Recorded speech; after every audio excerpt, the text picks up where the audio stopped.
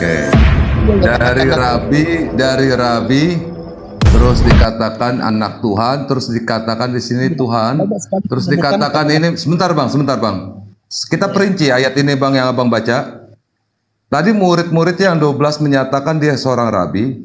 Lalu Yesus dikatakan sebagai anak Allah, terus dikatakan lagi sebagai Mesias. Lalu di sini kalimat yang sebenarnya adalah Lord, tapi dikatakan di sini atas tulisan terjemahan dari LAI dikatakan Tuhan. Ini perbedaannya adalah H dan A. Ya Bang. Tata bahasa yang asli di sini bukan Tuhan Bang, Lord, Magister. Bahasa KJV, kalau Abang buka di KJV King James, di sini bukan God, tapi Lord. Tuhan. Itu saya punya Bang. Jadi kalau sebentar bang, saya jelaskan. Oke lah, saya ambil pemikiran keyakinan Abang sesuai dengan ayat yang ada di sini. Ya, dia dikatakan Mesias, dikatakan lagi sebagai nabi, rabi, terus dikatakan lagi sebagai anak Allah, lalu dikatakan lagi di sini sebagai ya Tuhan. Logika kita, ya. Apakah dia itu seorang rabi itu bisa menjadi Tuhan? Apa persyaratan? Sebentar bang. Pada saat murid-muridnya memanggil dia rabi, apa persyaratannya seorang rabi? Apa persyaratannya sah untuk seorang rabi diangkat menjadi rabi? Coba abang boleh tanya. Ini kitab loh bang. Abang dari tadi udah membaca satu perikop di sini. Kita perinci satu persatu perkataan kalimat di sini. Kalau memang Yesus itu adalah Tuhan. Yang saya tahu, rabi itu adalah seorang imam yang keturunan dari Yahudi harus diambil dari silsilah bapaknya. Sedangkan Yesus tidak memiliki bapak. Layakkah dia disebut rabi? Satu pertanyaan saya. Kedua, kalau seandainya dia memang rabi dan memang diangkat menjadi rabi, persyaratan rabi tidak boleh monogenis. Tidak boleh homo, ya, tidak boleh menyukai sesama jenis. Dia harus menikah. Persyaratannya itu yang saya tahu dari aturan dari Yahudi. Jadi syarat untuk menjadi rabi pada usia 30 dia harus menikah. 3. Di sini dikatakan dia sebagai Mesias. Mesias itu ada di kitab Keluaran pada saat Musa menerima wahyu dari Allah. Akan lahir seorang nabi dari saudaramu. Saudara, ya, arti Yesus ini apakah saudaranya Musa? Ya, artinya Yesus ini adalah sederajat dengan Musa. Jadi dia itu bukan Theos, bang. Dan ingat lagi, dikatakan di sini juga, Yesus itu diberikan kemuliaan, dimuliakan oleh siapa? Allah. Dimuliakan. Di kitab Yohanes pasal 17 ayat 1 sampai 16 dikatakan bahwa Yesus tidak bisa melakukan apapun.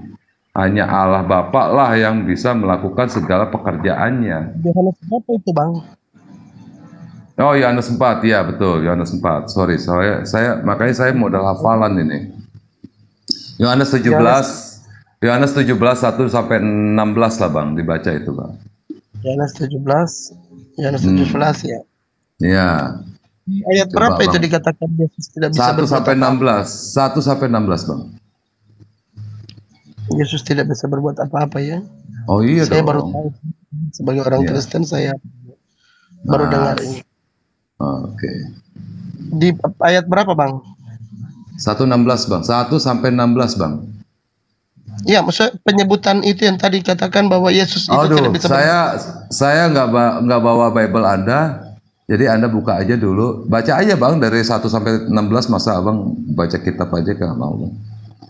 Iya. Di sini di Yohanes 1 doa Yesus untuk murid-muridnya. Nah, doa Yesus ada. Sekarang gini Bang, logika lagi. Di Yohanes 1, ya. Kalau seandainya Yesus itu adalah Tuhan, ini pertanyaan yang harus Abang jawab. Layak gak Tuhan berdoa kepada Tuhan? Ingat di sini, Bang. Dikatakan di sana, kalau nggak salah bunyinya begini, Bang. Kata Yesus, lalu ia menengadah ke langit dan berkata, Bapa, telah tiba saatnya, permuliakanlah anakmu, supaya anakmu mempermuliakan engkau. Sama gak dengan ayat yang barusan saya sebutkan tadi? Pada saat dia dia membangkitkan Lazarus. Sama ya? Dari tadi kan saya Oke, jawab. lanjut Bang. Jawab. Enak sekali ini bahasanya, ini memang lebih memperkuat iman saya.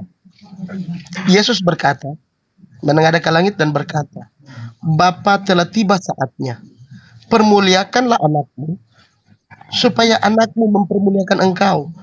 Bayangkan kalau dia pribadi yang lain, ini kan bahasa ancaman, seolah-olah mengancam. Kalau Anda, misalnya Bapak, ayah saya, kalau Anda tidak mempermuliakan saya tidak akan mempermuliakan engkau. Bayangkan kalau dia pribadi yang lain. Tetapi karena mereka adalah ada di dalam satu pribadi yang bisa berbicara antara kalimat yang menjadi manusia dengan Bapa yang ada di dalam kerajaan sorga, maka Yesus mengatakan bahwa permuliakanlah anakmu supaya anakmu mempermuliakan engkau. Ini kan boleh abang bayangkan kalimat ini, betapa hebatnya Yesus ini. Betapa abang persepsinya jauh sama saya, Bang. Abang harus tahu kategorinya Yesus itu sebagai Tuhan. Lalu Yesus menengadah memohon kepada Tuhan. Jadi sebenarnya Yesus ini Tuhan atau Tuhan kedua atau Tuhan ketiga ini, Bang? Dia berdoa kepada siapa, Bang? Jadi begini, Bang. Di dalam seharusnya abang berpikirnya di awal kalimat ini, Bang. Dia menengadah ke langit. Menengadah ke langit itu meminta kepada siapa, Bang? Kalau Yesus ini adalah Tuhan. Ingat di Yohanes 10:30, Yesus dan Bapa adalah satu. Saya sudah mengerti. Karena abang tidak mengerti ketertunggalan. Dia berdoa ke siapa ini, Bang? Jadi ini saya jelaskan, Bang. Karena abang tidak mengerti ketertunggalan, maka saya jelaskan dari penciptaan. Di dalam Kejadian dikatakan bahwa baiklah kita, berarti ada interaksi antara beberapa orang, beberapa individu, beberapa pribadi. Saya katakan sebut pribadi ya. Baiklah kita akan menciptakan langit dan bumi. Nah, abang mau bawa ke kitab Kejadian 1:18, baiklah kita tentang bahasa perumpamaan manusia. Tuhan manusia diciptakan serupa dan segambar manusia. Nanti, Bang, itu ayat itu, Bang, nanti, Bang. Ya. Itu di luar konteks itu. Ya. Ini kalau kita bicara, kalau abang tidak mengerti ketertunggalan. Saya mau bahas ini, Bang. Abang tidak akan mengerti. Bang, yang untuk ini Yesus ini ada ke langit, Bang. Iya, karena abang tidak mengerti ketertunggalan Allah. Allah Bapa dan Yesus, walaupun mereka adalah satu, mereka bisa berbicara satu dengan yang lain. Karena firman ini menjadi manusia, menjadi pribadi yang lain. Maka dia menengadah ke langit dan berkata kepada Bapa, permuliakanlah anakmu supaya aku juga mempermuliakan engkau. Begitu kan, Bang? Ini kan kita manusia hanya berpikir keterbatasan kita sebagai manusia. Allah yang maha ini, yang tadi abang setuju. Orang Indonesia membahas ini satu persatu. Maaf, Bang, ya. Di kitab Matius pasal 5, 17, 18, 19 kita nggak boleh menggunakan satu iota pun untuk mengubah ayat-ayat yang kitab Taurat berikut dengan firman Yesus. Dikatakan di sini sesuai dengan tertulis, Bang, bahwa Yesus diberikan kemuliaan oleh Bapa. Di mana? Saya nggak Tuhan diberikan. Oh, ini Bapak telah tiba saatnya. Oh ya, siap. Saya mundur deh. Nah, di sini kan jelas, Bang. Assalamualaikum warahmatullahi wabarakatuh. Sebentar, Bang, nih abang saya datang nih. Assalamualaikum warahmatullahi wabarakatuh. Waalaikumsalam warahmatullahi wabarakatuh. Lanjut, Bang, lanjut. Wassalim ala Muhammad. Tafadhal. Ya, lanjut, Bang. Ya, saya lanjut ya. Jadi tidak ada di dalam kitab bahwa Yesus itu tidak memiliki kuasa atau Yesus itu bukan seorang yang mulia. Di sini jelas dikatakan, kalau kita kembali lagi ke konteks pembicaraan tadi, permuliakanlah anakmu supaya anakmu mempermuliakan engkau. Jadi kemudian dari pengertian kalimat ini adalah saling mempermuliakan, sehingga Yesus berada di posisi yang sama sebagai Bapa dari kalimat ini ya, karena supaya gitu. anakmu mempermuliakan engkau, berarti anak juga dapat mempermuliakan Bapa, karena Oh beliau gitu. Yesus menengadah ke langit dan berkata, telah tiba saatnya permuliakanlah anakmu supaya anakmu mempermuliakan engkau, sama seperti engkau telah memberikan kepadanya kuasa atas segala yang hidup, demikian pula ia memberikan hidup yang kekal kepada semua yang telah engkau berikan kepadanya. Jadi kita manusia ini adalah konteks di mana Allah Bapa di dalam firman-Nya diberikan kekuasaan terhadap manusia. Abang bacanya jangan dipotong-potong, Bang. Baca ayatnya secara lengkap, Bang. Iya, saya baca lengkap ini, Bang. Menengadah ke Inilah langit. hidup yang kekal itu, yaitu bahwa mereka mengenal Engkau satu-satunya Allah yang benar dan mengenal Yesus Kristus yang telah Engkau Putus. Iya. jadi Tuhan gitu. Enggak dong. Kalau saya katakan Engkau menjadi Tuhan, di sini baru saya Jangan mengganti ayat-ayat ini. Nah, ini sini diutus, Bang. Utus. Utus. Abang nggak paham dengan kata utus? memang Allah mengutus firman-Nya menjadi manusia itu, kita juga percaya itu kok. Yang aneh Gitu. kenapa tidak bisa diterima kalau itu adalah firman Allah. Di dalam Al-Quran sendiri dikatakan bahwa Isa yang kami tidak percaya Isa itu Yesus. Tapi kalau teman Muslim mengaitkan Isa dengan Yesus, ketuhanan Yesus, maka Isa Enggak, saya nggak ngomong Isa. Saya nggak ngomong Isa, Bang. Dan saya jelaskan. Di dalam Al-Quran sendiri dikatakan bahwa Isa itu adalah kalimat Allah, kalimatullah. Iya kan? Siap. Jadi kalimat Allah yang menjadi manusia, yang akan datang menghakimi manusia. Iya. Jadi dia dipermuliakan oleh kita kalau dalam. Tapi kami tidak mengaitkan bahwa Isa itu Yesus. Kami tidak percaya kalau Isa itu adalah Yesus, karena dari tempat kejadian dia lahir, bahkan rencana dia hidup di dunia ini tidak seperti yang ada dalam Alkitab. Jadi itu, Bang. Gitu. Jadi kami percaya juga Yesus sebagai utusan, percaya sebagai rabi, Yesus sebagai Tuhan, Yesus sebagai anak.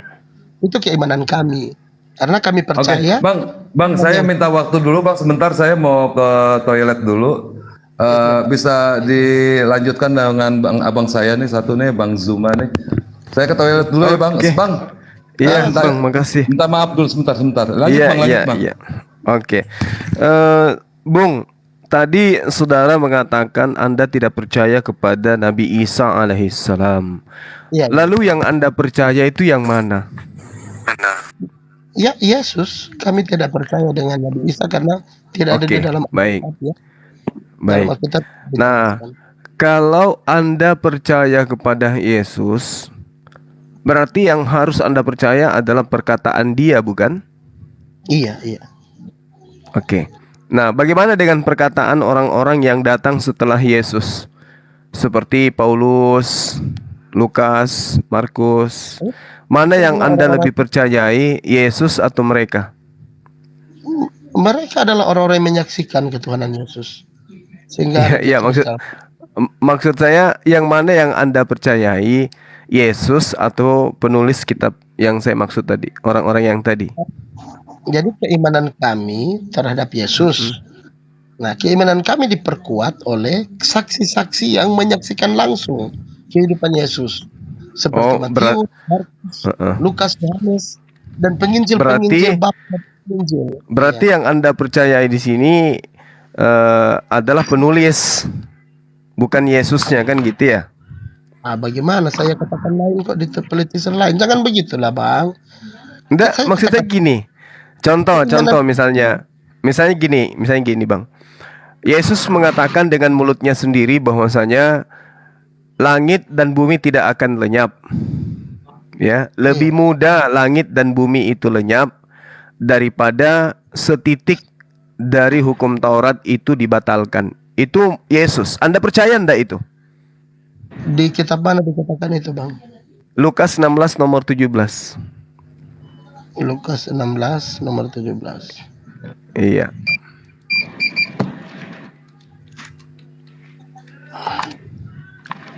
Sabar, Bang. Ya, lebih mudah. Lebih mudah langit dan bumi lenyap daripada satu titik dari hukum Taurat batal. Iya. Anda Di situ percaya dijelaskan. enggak itu? Ya, namanya di dalam Alkitab kami percaya, Bang. Iya, oke. Artinya ketika Anda percaya, ini adalah perkataan Yesus menurut Lukas, penulis Lukas. Nah, sekarang kalau Anda percaya kepada Yesus, berarti Anda percaya dong bahwasanya hal ini adalah benar, perkataan Yesus ini benar dan wajib hukumnya dipercayai. Betul nggak? Iya. Kalau begitu lebih mudah daripada langit ini lenyap daripada hukum Taurat. Setuju nggak? Iya, setuju, Bang. Oke. Lalu bagaimana dengan perkataan Paulus yang Anda imani sekarang bahwasanya dengan matinya Yesus di atas tiang salib maka dia telah membatalkan seluruh hukum Taurat dan segala Memang luar biasa ya, Bang. Di luar mana biasa kan ya. Efesus 2 nomor 15. Efesus 2 ayat 15, Paulus berkata, Iya. bagaimana? Paulus berkata bahwa dengan matinya Yesus di atas tiang salib, Yesus telah membatalkan hukum Taurat dengan segala perintah dan ketentuan yang ada di dalamnya. Nah, sekarang kalau Anda percaya kepada Yesus, yaitu tadi. Nah, sekarang kalau langit dan bumi lenyap daripada setitik dari membatalkan hukum Taurat. Dari setitik hukum Taurat itu dibatalkan. Tapi kemudian ada pernyataan yang muncul oleh oknum di luar Yesus yang mengatakan dengan matinya anak Maria, dia telah membatalkan hukum Taurat dengan segala perintah dan ketentuannya. Nah, sekarang makanya tadi saya tanya Anda percaya Yesus, Anda tidak percaya kepada Nabi Isa alaihissalam. Oke. Nah, sekarang Anda mengaku percaya kepada Yesus. Tapi fakta di lapangan Anda lebih percaya kepada oknum penulis Efesus daripada Yesus itu sendiri. Ini masalah besar memang. Maksudnya saya lebih percaya kepada oknum. Saya tidak Ya kan mengatakan gini. itu. Oke. Saya jelaskan. Di dalam Lukas yang saya uraikan tadi, Lukas 16 nomor 17, Yesus sendiri yang berkata, lebih mudah langit dan bumi lenyap daripada satu titik loh, bukan satu kitab, Iya. bukan semua, tapi satu titik saja dibatalkan. Lebih mudah langit dan bumi lenyap daripada satu titik dari hukum Taurat itu dibatalkan menurut Yesus.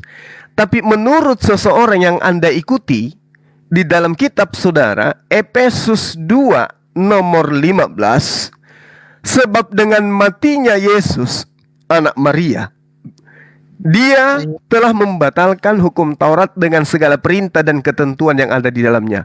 Saya ingin tanya kepada saudara, yang mengatakan ini Yesus atau Paulus? Iya, memang jelas kan apa yang dinyatakan oleh Paulus. Oke, itu menurut saudara. Sekarang begini, mana yang lebih benar? Perkataan Yesus bumi dan langit itu lebih mudah lenyap daripada setitik hukum Taurat. Lebih benar mana dengan perkataan Paulus yang mengatakan dengan matinya Yesus maka dia membatalkan segala ketentuan dan ketetapan yang ada dalam hukum Taurat. Anda percaya yang mana sebenarnya? Semua saya percaya, Bang. Karena Yesus itu hukum itu sendiri. Nah, ini dia.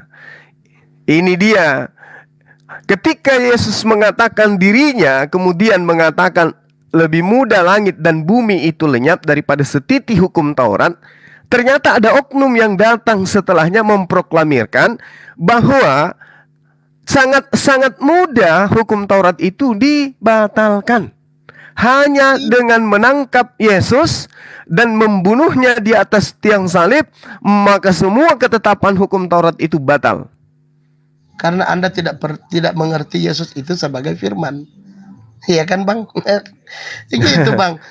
Iya, Sulit justru apa? Bang, justru kalau Anda percaya Yesus itu sebagai firman, Anda kudu wajib percaya perkataannya karena dia adalah firman. Tapi Iyalah. fakta di lapangan Anda lebih percaya kepada Paulus. Sebenarnya yang firman di sini Kalimat Yesus Bang. Karena dia di adalah mana firman. digenapi? Oke, coba Anda terangkan ke saya setelah saya memberikan analisa ini. Anda mengatakan Anda percaya kepada Yesus. Yesus mengatakan lebih mudah langit dan bumi ini lenyap. Bayangkan itu. Bagaimana caranya langit dan bumi ini lenyap? Daripada setitik hukum, daripada hukum Taurat itu dibatalkan. Tapi menurut Paulus, sangat mudah kok menghilangkan hukum Taurat itu. Cukup membunuh Yesus. Jangan hilangkan bumi, jangan lenyapkan langit. Bunuh aja Yesus. Hukum Taurat semua akan batal. Nah, sekarang yang Anda ikuti Yesus atau Paulus? Jangan tanya seperti itu Bang. Saya jelaskan sama Abang. Karena Yesus gini, sedikit lagi. Karena Yesus mengatakan kepada murid-muridnya yang asli, waspadalah kepada ahli Taurat, waspadalah kepada orang Farisi. Paulus orang ahli Torah, Paulus ahli Farisi, orang Farisi. Kita konteks dengan yang tadi Bang. Saya jelaskan. Ya, dulu, silakan. Saya jelaskan. Pertama, pernyataan Yesus mengenai tidak ada satu iota pun kan yang akan hilang dari muka bumi ini mengenai firman kan? Itu benar. Tunggu. Diluruskan dulu pernyataan Yesusnya, Bang. Lebih mudah langit dan bumi lenyap daripada setitik hukum Taurat itu batal. Setitik daripada itu. Saking beratnya, saking sulitnya hukum Taurat itu batal. Iya. Nah, menurut Paulus, sulit gak untuk membatalkan hukum Taurat? Ya sulit. Loh, Kecuali Yesus itu sendiri sebagai hukum firman itu dapat membatalkan hukum Taurat karena dia adalah firman. Jadi ketika Yesus, saya jelaskan ini siapa Bang. ya? Nggak, Jadi ini Bang Isman dari pihak Kristenan juga Bang. Apa-apa. Oh ya udah nggak apa-apa, kalian numpu aja sekalian. Bantu temannya untuk mengukuhkan pernyataan Yesus itu, nggak masalah. Silakan. Saya jelaskan dulu Bang Isman. Iya, silakan. Salam kenal Bang Isman. Iya.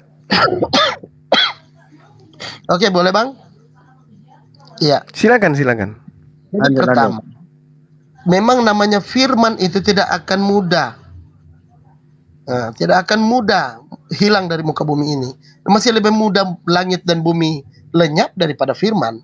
Dan di dalam Efesus, Paulus menjelaskan bahwa ketika Yesus disalibkan mati, maka begini katakan, sebab dengan matinya sebagai manusia, ia telah membatalkan hukum Taurat dengan segala perintah dan ketentuannya. Kenapa Paulus berkata demikian? Karena Yesus adalah firman. Yesus adalah hukum Taurat itu sendiri. Dia bukan dunia. Masih lebih mudah dunia ini diputar balikan.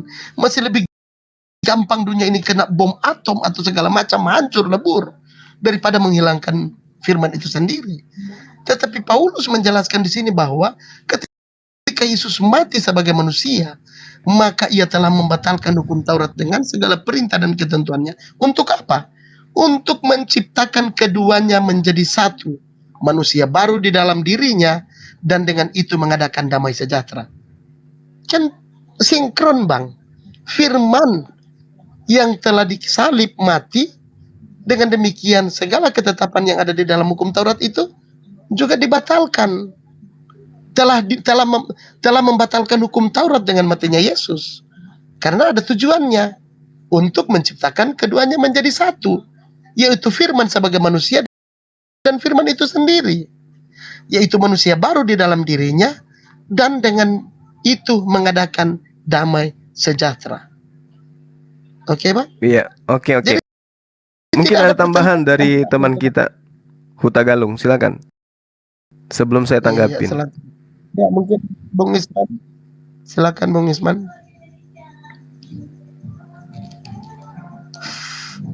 Silakan Masih Bang, termute, Bang. Bang Halo? Isman, silakan Bang Isman.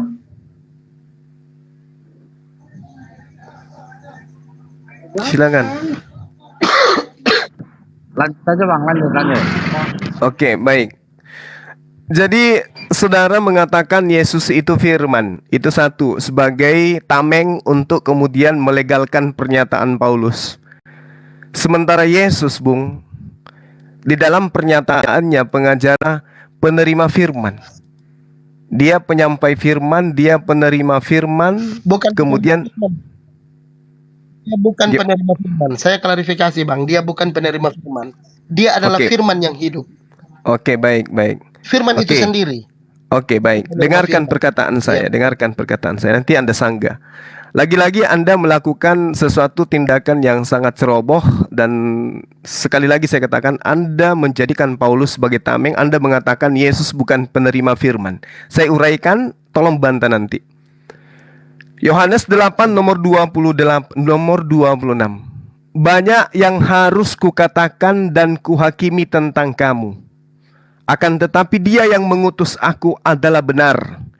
Dan apa yang kudengar daripadanya, itu yang kukatakan. Satu, Yesus mengaku menerima firman. Ya, mudah-mudahan nalar Anda ini bisa nangkap. Kedua, Yohanes 8 nomor 40. Tetapi yang kamu kerjakan adalah berusaha membunuh aku. Aku ini, Yesus, seorang yang mengatakan kebenaran kepadamu, yaitu kebenaran yang ku dengar dari Allah. Dua. Sekali lagi, mudah-mudahan Anda punya nalar yang bisa nangkap. Yohanes 14 nomor 24. Barang siapa tidak mengasihi aku, ia tidak menerima perkataanku, dan perkataan yang kamu dengar daripadaku itu bukan daripadaku, melainkan dari Bapa yang mengutus aku. Tiga. Mudah-mudahan Anda punya nalar bisa nangkap. Iya, saya Yang keempat, sabar. Yang keempat, Yohanes 17 nomor 8.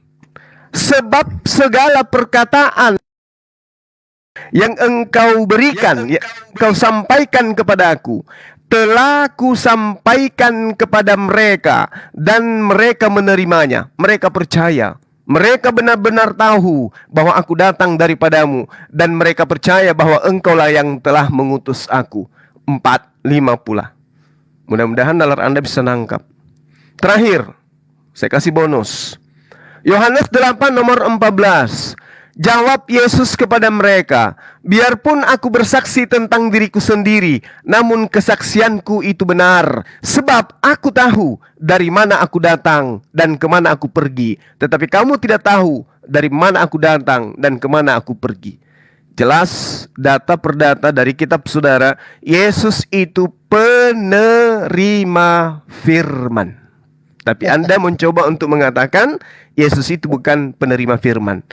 Terakhir dari saya sebelum Anda tanggapin, Yohanes 12 nomor 49. Sebab aku berkata-kata bukan dari diriku sendiri, tetapi Bapa yang mengutus aku, dialah yang memerintahkan aku untuk mengatakan apa yang harus kukatakan dan memerintahkan apa yang harus aku sampaikan. Berarti Yesus penerima firman dan penyampai firman.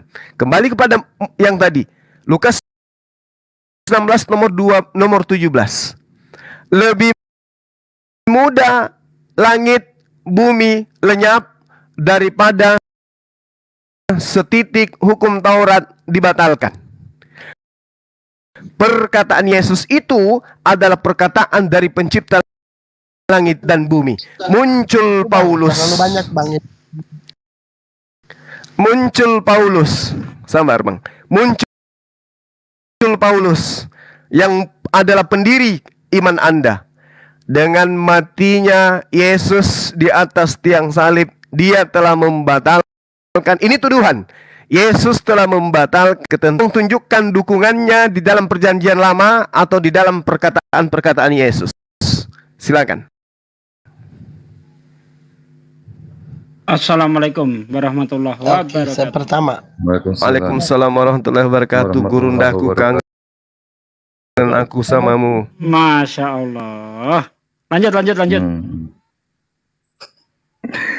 Iya, pertama saya Lanjut, Bang. ingin menjelaskan kepada Anda itu tuduhan dan tudingan tentang keimanan kami bahwa kami percaya Paulus ya.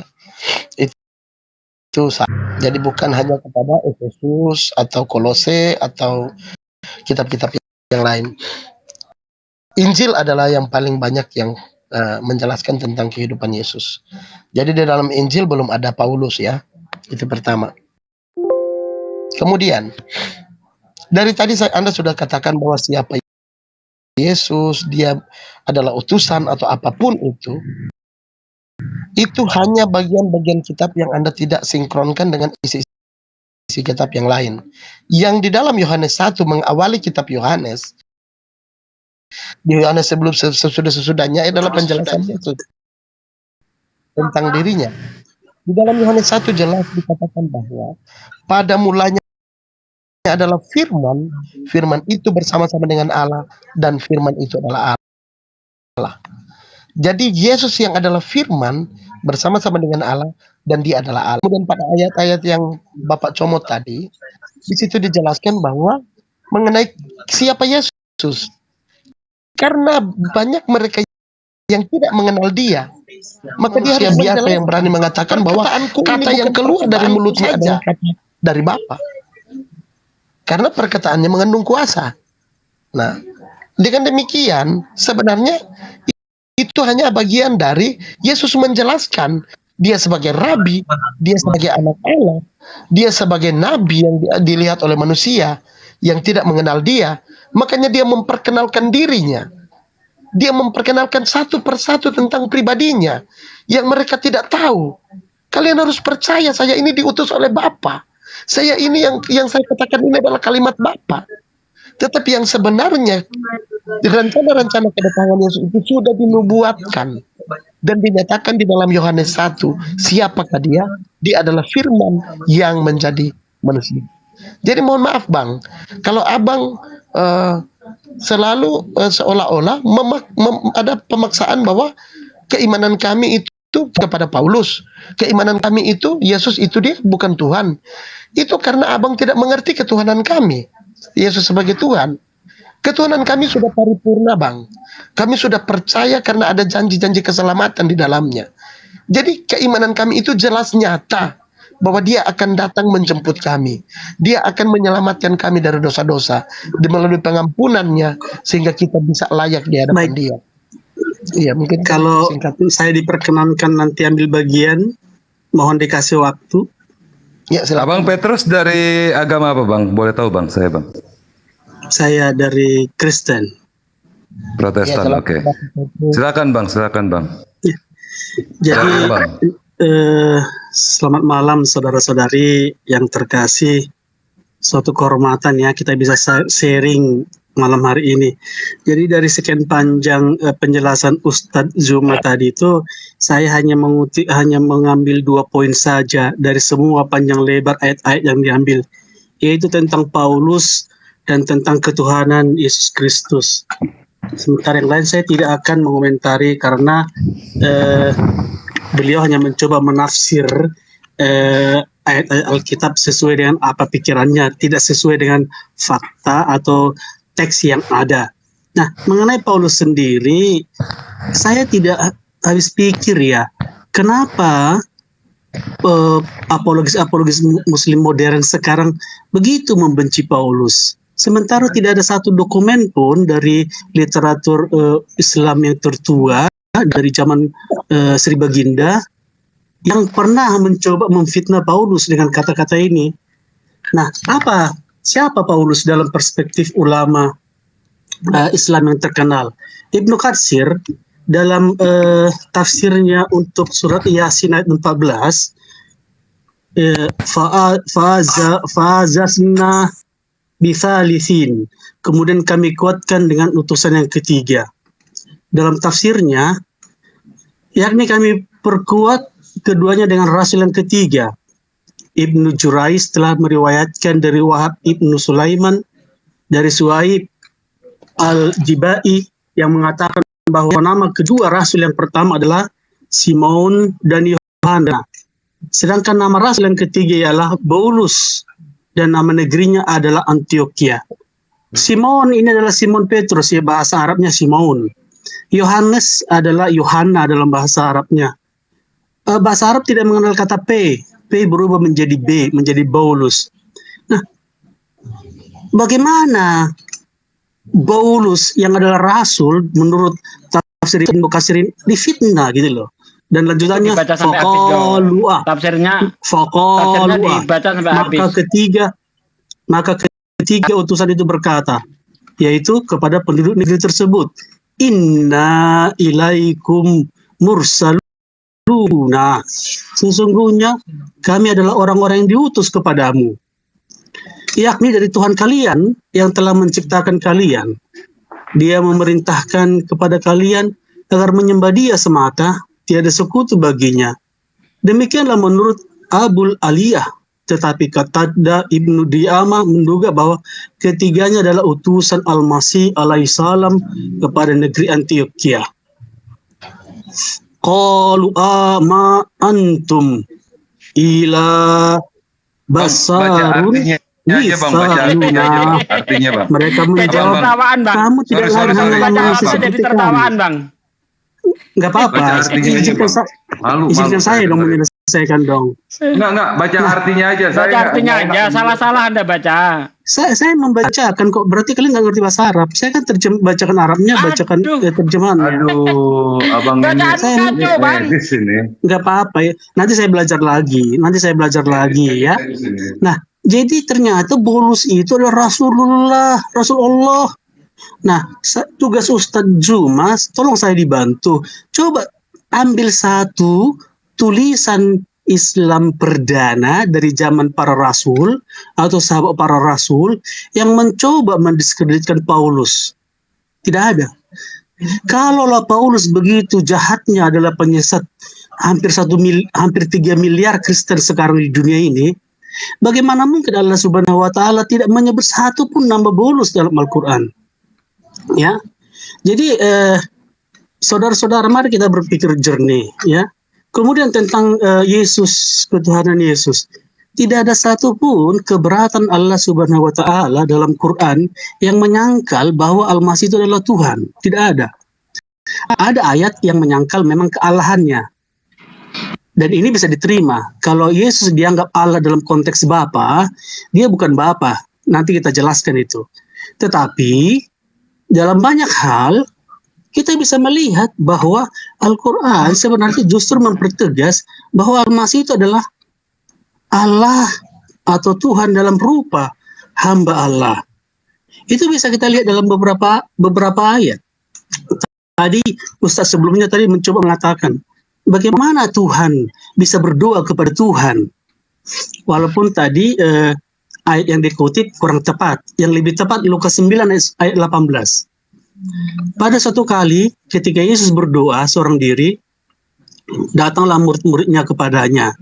Lalu ia bertanya kepada mereka, kata orang banyak, siapakah aku ini? Dalam Lukas 9 ayat 18, jelas di sana disebutkan Yesus berdoa. Menjadi muncul pertanyaan, bagaimana Tuhan berdoa kepada Tuhan? Pertanyaan yang sangat menarik. Nah, mari kita coba menerjemahkan Lukas 9 ayat 18 ini dalam bahasa Arab. Wa fi ma huwa yusalli alai Kepanjangan tuh bang, semua jadi keluar itu. kana Bang semua jadi keluar itu. al-khalamidu. Kepanjangan kamu itu bicara. Enggak dong. Tadi kamu lebih panjang. Tadi Juma lebih panjang. Nah, apa kata yang digunakan sana? Aduh, ini Yusalluna. Yusalli. Apa artinya? Saya Belajar pikir itu bagus, sebentar Bang. dong. Artinya saya mau ngejelasin artinya. Iya, nanti Ustaz. Oh, artinya aja Kata yang dibaca. setelah saya selesaikan boleh kan? Kata berdoa di sana, dia Kamu berdoa di bacanya sana ngaco-ngaco, dikatakan diketawain ini sama orang-orang di sini, malu. Semua Iya. kamu jangan baca. biar pemirsa dong yang memutuskan dong. Ada badut ini Biar lumayan pemirsa ini. dong. Biar pemirsa dong. Saya pakai data loh. Sekaligus Aduh. kata yang digunakan di sana dalam bahasa Aduh. Arabnya adalah dia berdoa, Bang, yusalli. Bang Benar atau Zuma tidak? sampai turun karena enek kupingnya itu dengar kamu baca. Tidak apa-apa. Itu Des. Ya, begini biasanya kalau diskusi. Jangan, enggak, Gimana? ayatnya jangan dibaca gitu loh. Nah, Terjemahan aja, kamu kan orang Jadi umat apa bahasa terjemahan. Arab? Apa bahasa Arabnya dia berdoa? Arab. Kamu Apa baca bahasa hijayah Arabnya dulu dia lah. berdoa? Males nggak orang kamu dengerin. Saya tuh nggak suka dengar Yusalli. kamu baca Al-Quran. Yusalli. Saya nggak enggak. Nah, terjemahannya aja. Apa saya Gimana ganti ini? kamu nih? Kalau kamu mengikuti Admin? maunya saya. Admin, bahasa Arab berdoa adalah yusalli. Astagfirullahaladzim, Ternyata kamu Allah Subhanahu wa dibandel Ta'ala dikasih tahu juga. ya. Biarkan saja dia Bahasa tidak Arab. menyebut. Enggak. Bahasa Arab. Bacanya ngaco, Bahasa bacanya ngaco, Arab dia bacanya ngaco. berdoa. Bahasa Arab dia berdoa adalah yusalli. Aduh. Yusalli. Ternyata Aduh. Allah Subhanahu wa Ta'ala. Udah masa ngomong Turunin, bahasa nggak Arab usah loh. dibilangin ini. Bacanya Anta ngawur. terkenal bukan Arabiah jadi Nggak ada kan. gunanya. Ana tatakalam Anta Arabi. telah arif bukan Arabiah. Nah, Malu anta sama saya. Isma. Habibi, Isma. Min aina anta hayy? Ana Isma min mada? Apa makna Isma? Medan. Ana fi Medan.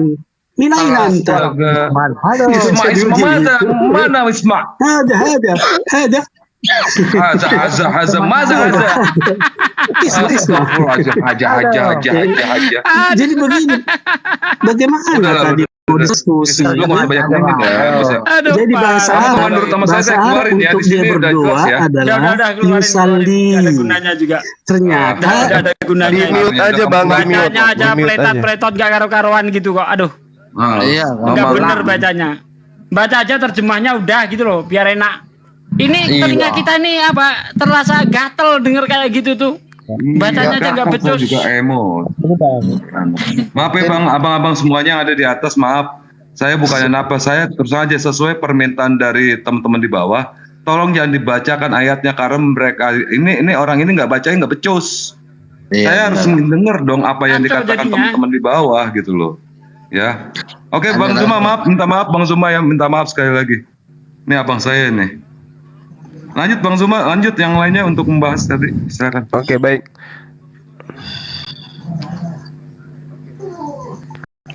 Saya turun dulu kayaknya, Bang. Habis itu naikin lagi.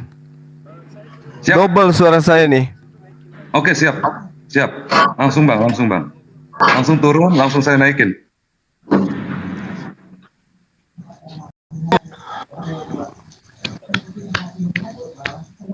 Yang agak pinteran gitu, yang ini apa gitu, yang menguasai Bible gitu.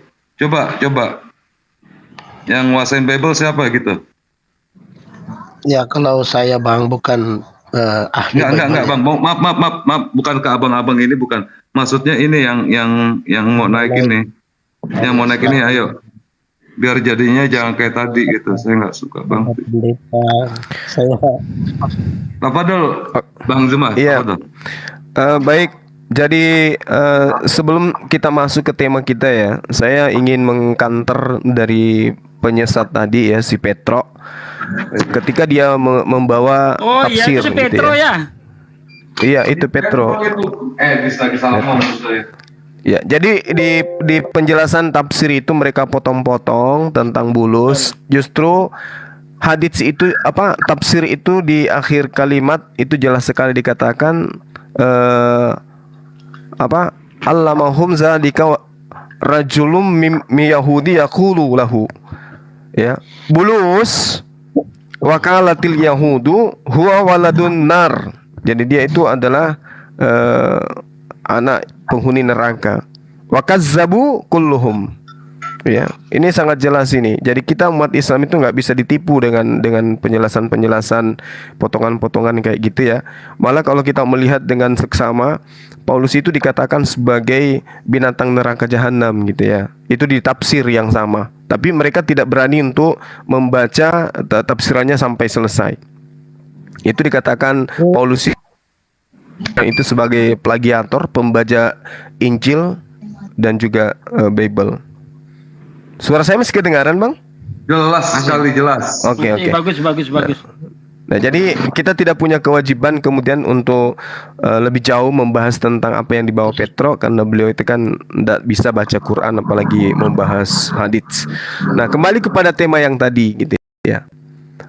Jadi ada beberapa poin yang saudara sampaikan. Yesus adalah firman. Lantas kemudian Anda membawa Yohanes 1, di situ dikatakan Yesus bersama-sama dengan Allah. Itu justru lebih menguatkan dalil-dalil pernyataan Yesus dan akan semakin menyulitkan pernyataan-pernyataan Paulus.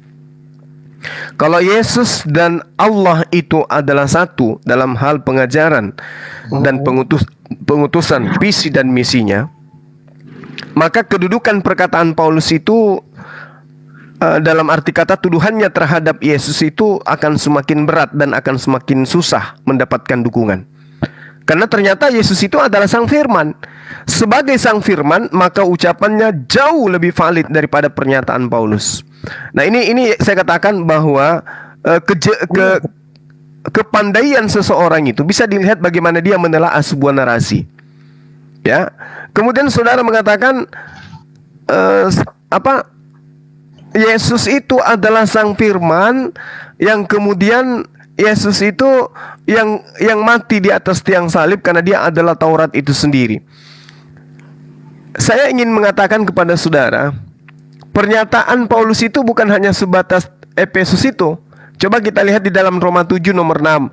Tetapi sekarang kita telah dibebaskan dari hukum Taurat, sebab kita telah mati bagi Dia yang mengurung kita, sehingga kita melayani sekarang ini dalam keadaan baru menurut roh dan bukan dalam keadaan lama menurut hukum Taurat. Jadi ini adalah ajaran Paulus yang kemudian meninggalkan syariat Taurat demi untuk mengajarkan sesuatu hal yang baru. Lalu kemudian di Galatia 5 nomor 1, supaya kita sungguh-sungguh merdeka, supaya kita itu benar-benar berdiri dan dimerdekakan dari kuk penghambaan. Oleh karena matinya Yesus, kemudian kita dimerdekakan dari aturan-aturan. Kemudian Galatia 3 nomor 13, Kristus telah menebus kita dari kutuk hukum Taurat dengan jalan menjadi kutuk karena kita. Sebab ada tertulis, terkutuklah orang yang digantung pada tiang kayu salib. Nah, ini semua adalah hal yang tidak ada korelasinya dengan pengajaran Yesus kepada murid-muridnya Bani Israel. Kenapa saya mengatakan demikian? Karena Yesus sendiri menerangkan di dalam pengajaran Yesus kepada orang-orang Yahudi, misalnya dalam Yohanes 7 nomor 49. Tetapi orang banyak ini yang tidak mengenal hukum Taurat, terkutuklah mereka. Justru orang yang tidak mengenal hukum Taurat itulah yang terkutuk menurut Yesus. Jadi bagaimana mungkin kemudian Yesus yang begitu sistematis mengajarkan Bani Israel kembali kepada hukum Taurat justru dituduh bahwa dengan matinya Yesus dia telah membatalkan hukum Taurat. Ini tuduhan.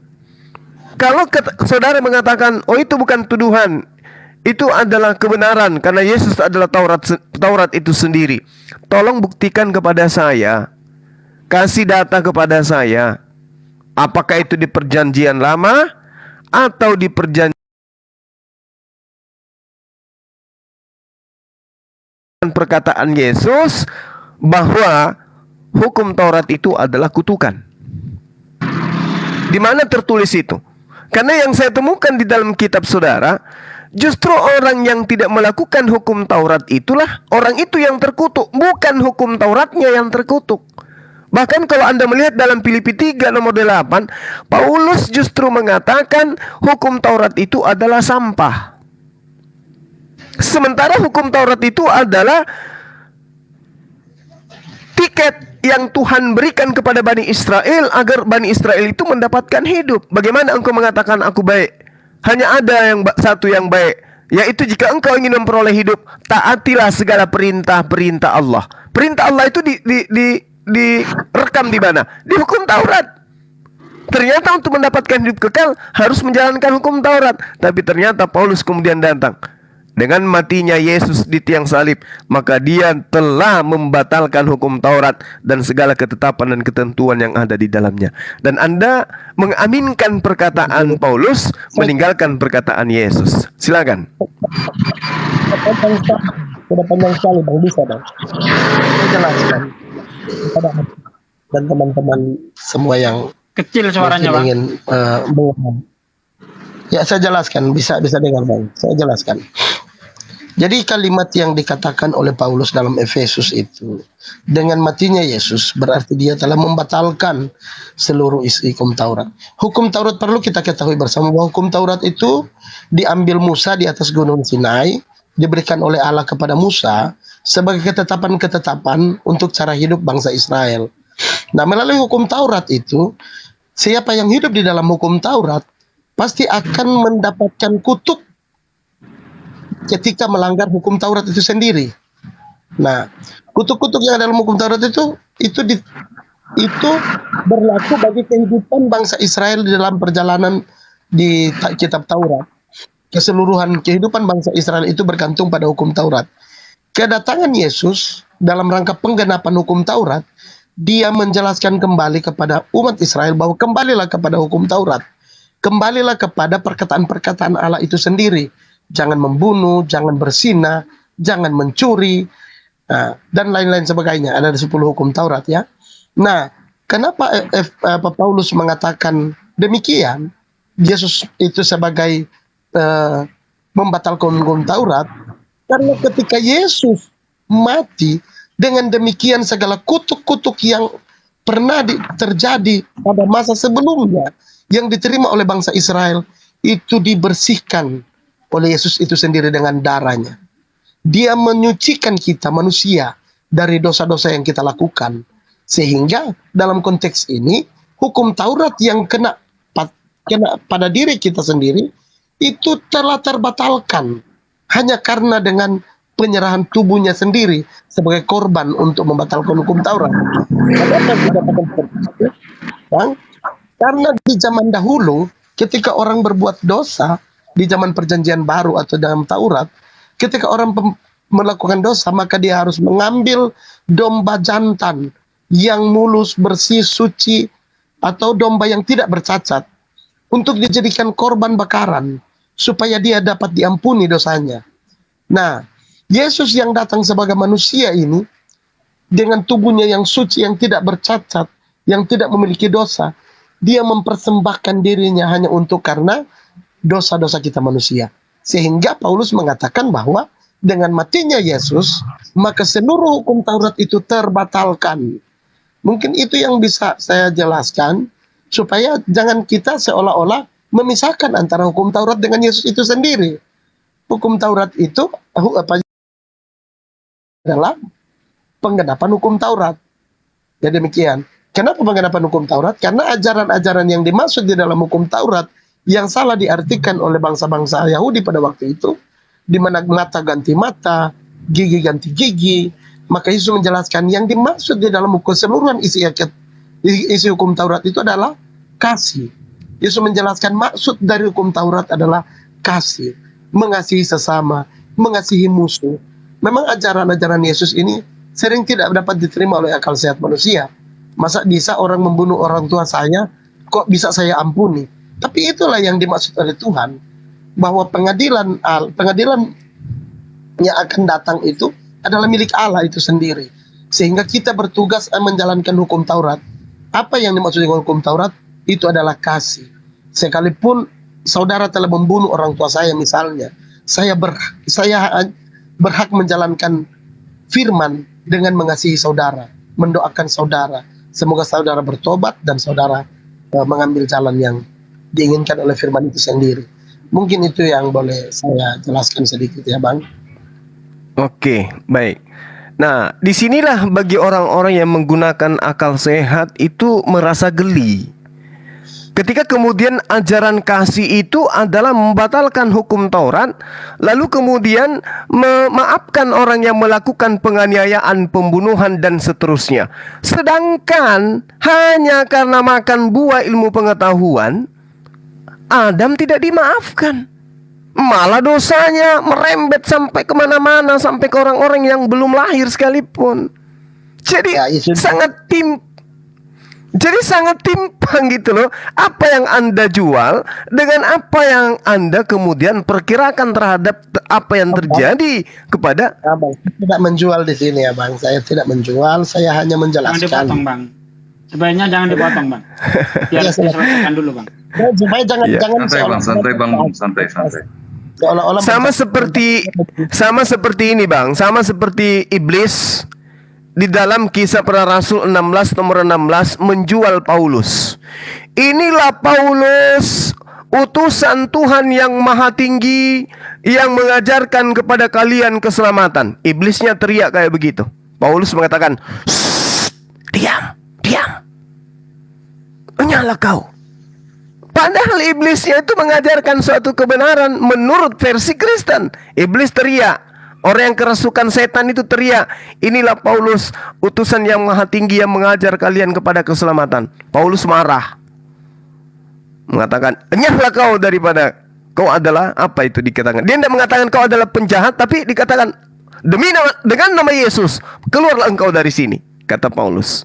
Harusnya Paulus itu berterima kasih kepada iblisnya. Oke ya. Jadi sabar. Jadi iblis itu sedang menjajakan, sedang memproklamirkan, mana tahu ada yang tersangkut. Mana tahu dari pernyataan saya ini ada yang percaya Paulus itu betul-betul adalah utusan Tuhan yang maha tinggi. Begitu juga ketika iblis memproklamirkan Yesus itu adalah anak Tuhan. Engkau adalah anak Tuhan, engkau adalah anak Tuhan, engkau adalah anak Tuhan. Begitu juga ketika iblis mempraktekkan menyembah kepada Yesus. Mana tahu ada yang mau mengikuti aku. Mana tahu ada yang terjebak mengimani pernyataanku bahwa dia adalah anak Tuhan. Ya sama seperti yang Anda lakukan sekarang ini. Yesus itu adalah Taurat itu sendiri. Yesus itu adalah dengan kasihnya, kasihilah musuhmu dan seterusnya. Padahal poin demi poin Yesus ajarkan dengan valid. Kasih itu seperti apa? Kasih itu, kalau mau mengasihi Tuhan, kata pengajaran Yesus di dalam Ulangan 11 nomor 1 dikatakan bahwa haruslah engkau mengasihi Allah Tuhanmu dengan melakukan dengan setia kewajibanmu terhadap Dia, dengan senantiasa berpegang pada ketetapannya, dengan senantiasa berpegang pada aturannya, dengan senantiasa berpegang pada perintah-perintahnya. Kasih itu sama dengan setia melakukan kewajiban terhadap ketetapan, peraturan, dan perintah yang terkungkung, yang tersimpul, yang tersirat dan tersurat di dalam hukum Taurat. Tapi apa yang terjadi kemudian? Kasih itu adalah meninggalkan hukum Taurat. Jadi bertolak belakang apa yang Anda sampaikan, apa yang Anda jajakan dengan pernyataan Yesus. Oke? Itu satu. Kasih kepada Allah adalah taat kepada ketetapan, peraturan, dan perintah-perintah Tuhan. Silakan Anda bantah itu. Ulangan 11 nomor 1.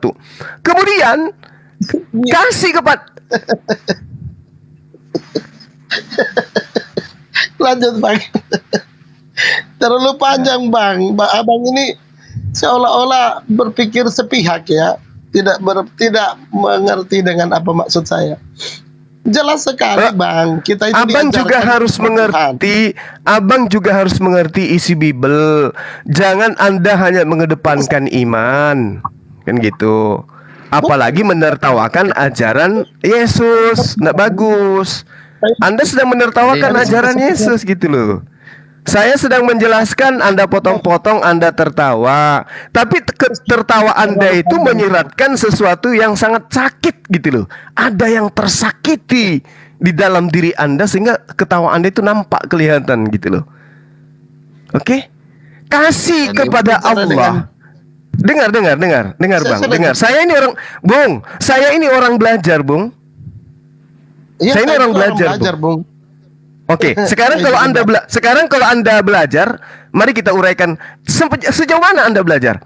Coba Anda tunjukkan kepada saya bahwa perintah hidup kekal itu menurut Yesus adalah mengimani Dia mati di atas tiang salib. Tunjukkan kepada saya. Ada nggak?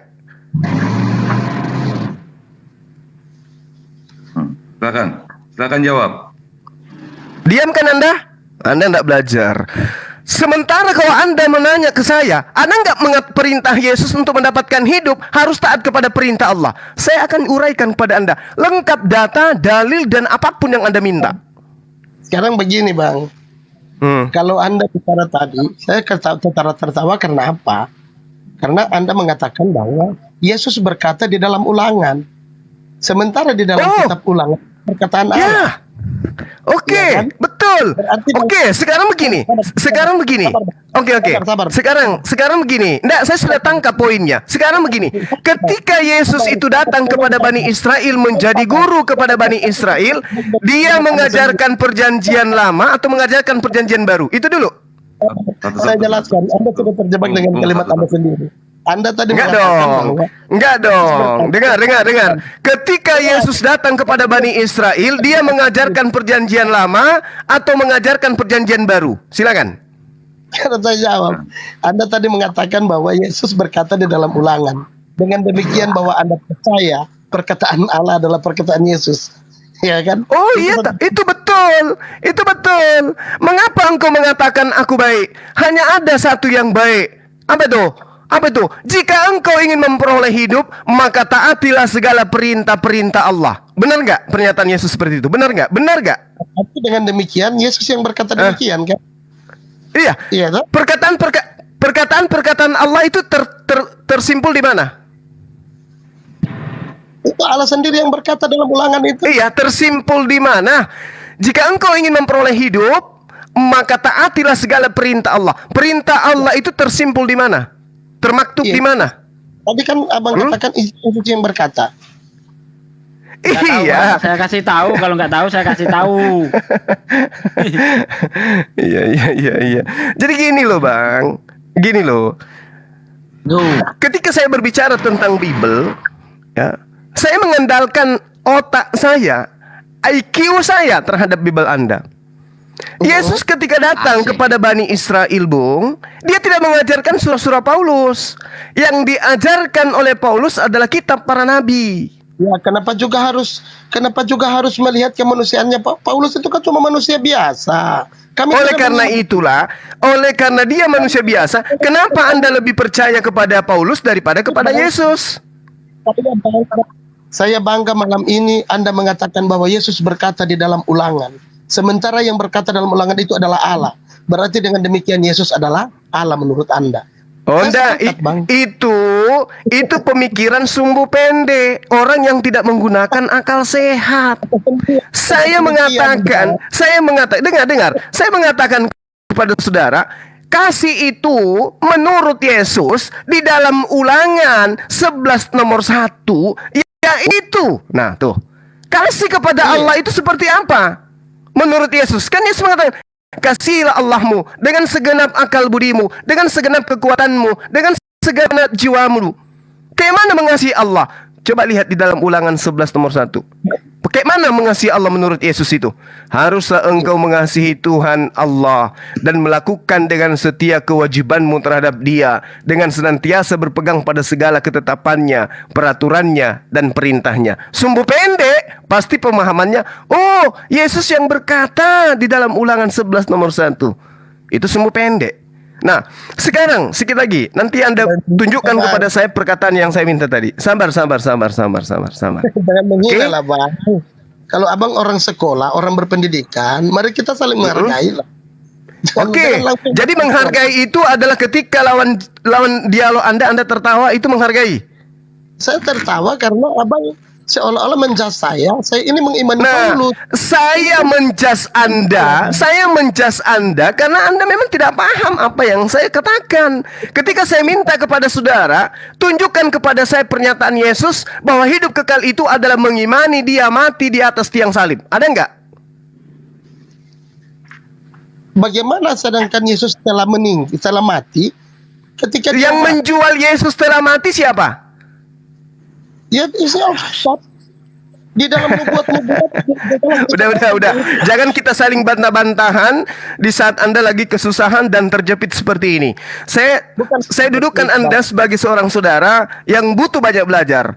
Ulangan 6 nomor 17, haruslah, ini perintah, ini kewajiban, haruslah kamu berpegang pada perintah, pada peringatan, pada ketetapan Tuhan Israel yang diperintahkannya kepadamu.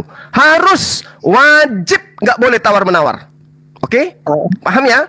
Lalu kemudian muncul Paulus yang mengatakan dengan matinya anak Maria di atas tiang salib, maka dia telah membatalkan segala hukum Taurat dan apa yang ada di dalam ketetapan-ketetapan yang ada di dalamnya. Sekarang pertanyaan saya kepada saudara, sekarang yang ingin saya tanya kepada saudara, apakah Anda lebih percaya kepada Tuhannya Nabi Musa ataukah percaya kepada Paulus? Saya menjawab ya. Kami Kristen pada umumnya tidak mengimani Paulus. Catat itu ya, Bang. Pada umumnya kami orang Lalu Kristen. dari mana? Oke. Lalu dari mana Anda mendapatkan ilmu bahwa Yesus itu mati terkutuk di atas tiang salib demi menebus kutuk hukum Taurat? Dari mana ilmunya? Kalau bukan dari Paulus? Oh, salah, Bang. Kita itu kalau Ya, Anda dari mana ilmunya? Ya, saya Kalau tahu, Anda Pak. mengatakan tidak mengimani Paulus, jawab saya, dari mana ilmunya bahwa dengan matinya Yesus di atas tiang salib dengan cara terkutuk, maka dia membebaskan orang-orang berkulub dari kutuk hukum Taurat. Dari mana ilmunya Anda dapatkan selain dari Paulus? Silakan. Jadi jelaskan di dalam kitab-kitab Perjanjian Lama, Yesus itu telah dinubuatkan. Ya, di dalam kitab-kitab Perjanjian Lama. Jadi Betul. kami mengimani itu, Yesus itu adalah dari janji-janji Allah bahwa akan datang seorang, ya, seorang yang saya tidak begitu menghafal ya, Bang. Tetapi di dalam keimanan kami diajarkan tentang pengenalan kekristenan kami tentang Yesus itu ada dari nubuat. Ya, ia telah ada di dalam dunia yang dijadikan olehnya, Yohanes. Ya, Yesaya 53 ayat 3, ia dihina dan dihindari orang, seorang yang penuh kesengsaraan dan yang biasa menderita kesakitan. Ia sangat dihina sehingga orang menutup mukanya terhadap dia dan bagi kita pun dia tidak masuk hitungan. Ini di dalam Yesaya. Banyak sekali janji-janji Tuhan kita Perjanjian Lama ya. Di dalam sabar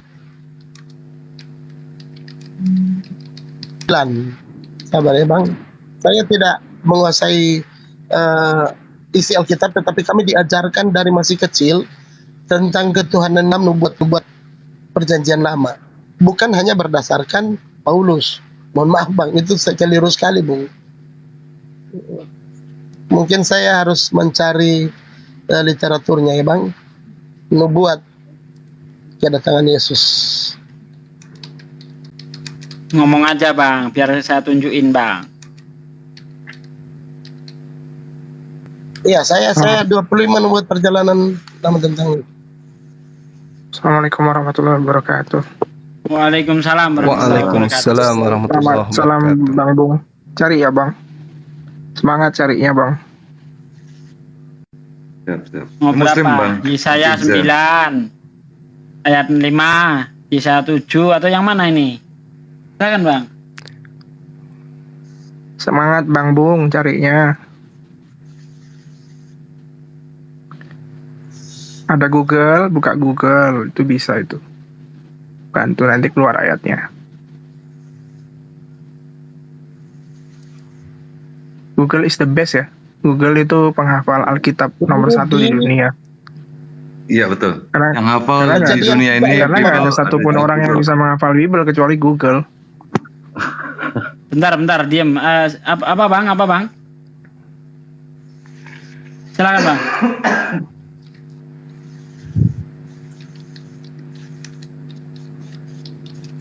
Mana, Bang? Ibran sama-sama. Tangannya jangan gemetaran dong, Bang. Santai aja, santai. Tarik napas sambil carinya. Nggak ada gemetaran, Bang. Biasa aja. Oke, saya boleh bernarasi. Soalnya ada bunyi kecek-kecek. Ayat 5 sampai 6. Iya. Anak dombamu itu harus jantan, tidak bercela, berumur setahun. Kamu boleh ambil domba dan atau kambing, kamu harus mengurungnya sampai hari ke-14 bulan ini. Lalu seluruh jemaah Israel yang berkumpul harus menyembelihnya pada waktu senja. Jadi ini pernyataan-pernyataan tentang anak domba yang suci itu. Saya Bang, saya bukan ahli kitab, jadi saya perlu mencari. Tetapi kami itu sudah pernah belajar dari kecil tentang nubuat-nubuat, bahkan di setiap hari perayaan. Itu tadi di mana, Bang? Bentar, di mana? Sama, Kayaknya bukan nubuatan deh itu. Di mana, Bang? Coba dibaca yang benar, masa itu nubuatan.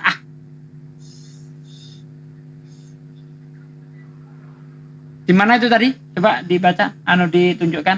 Biar kita baca ayat sebelum dan sesudahnya. Benar enggak itu nubuatan itu?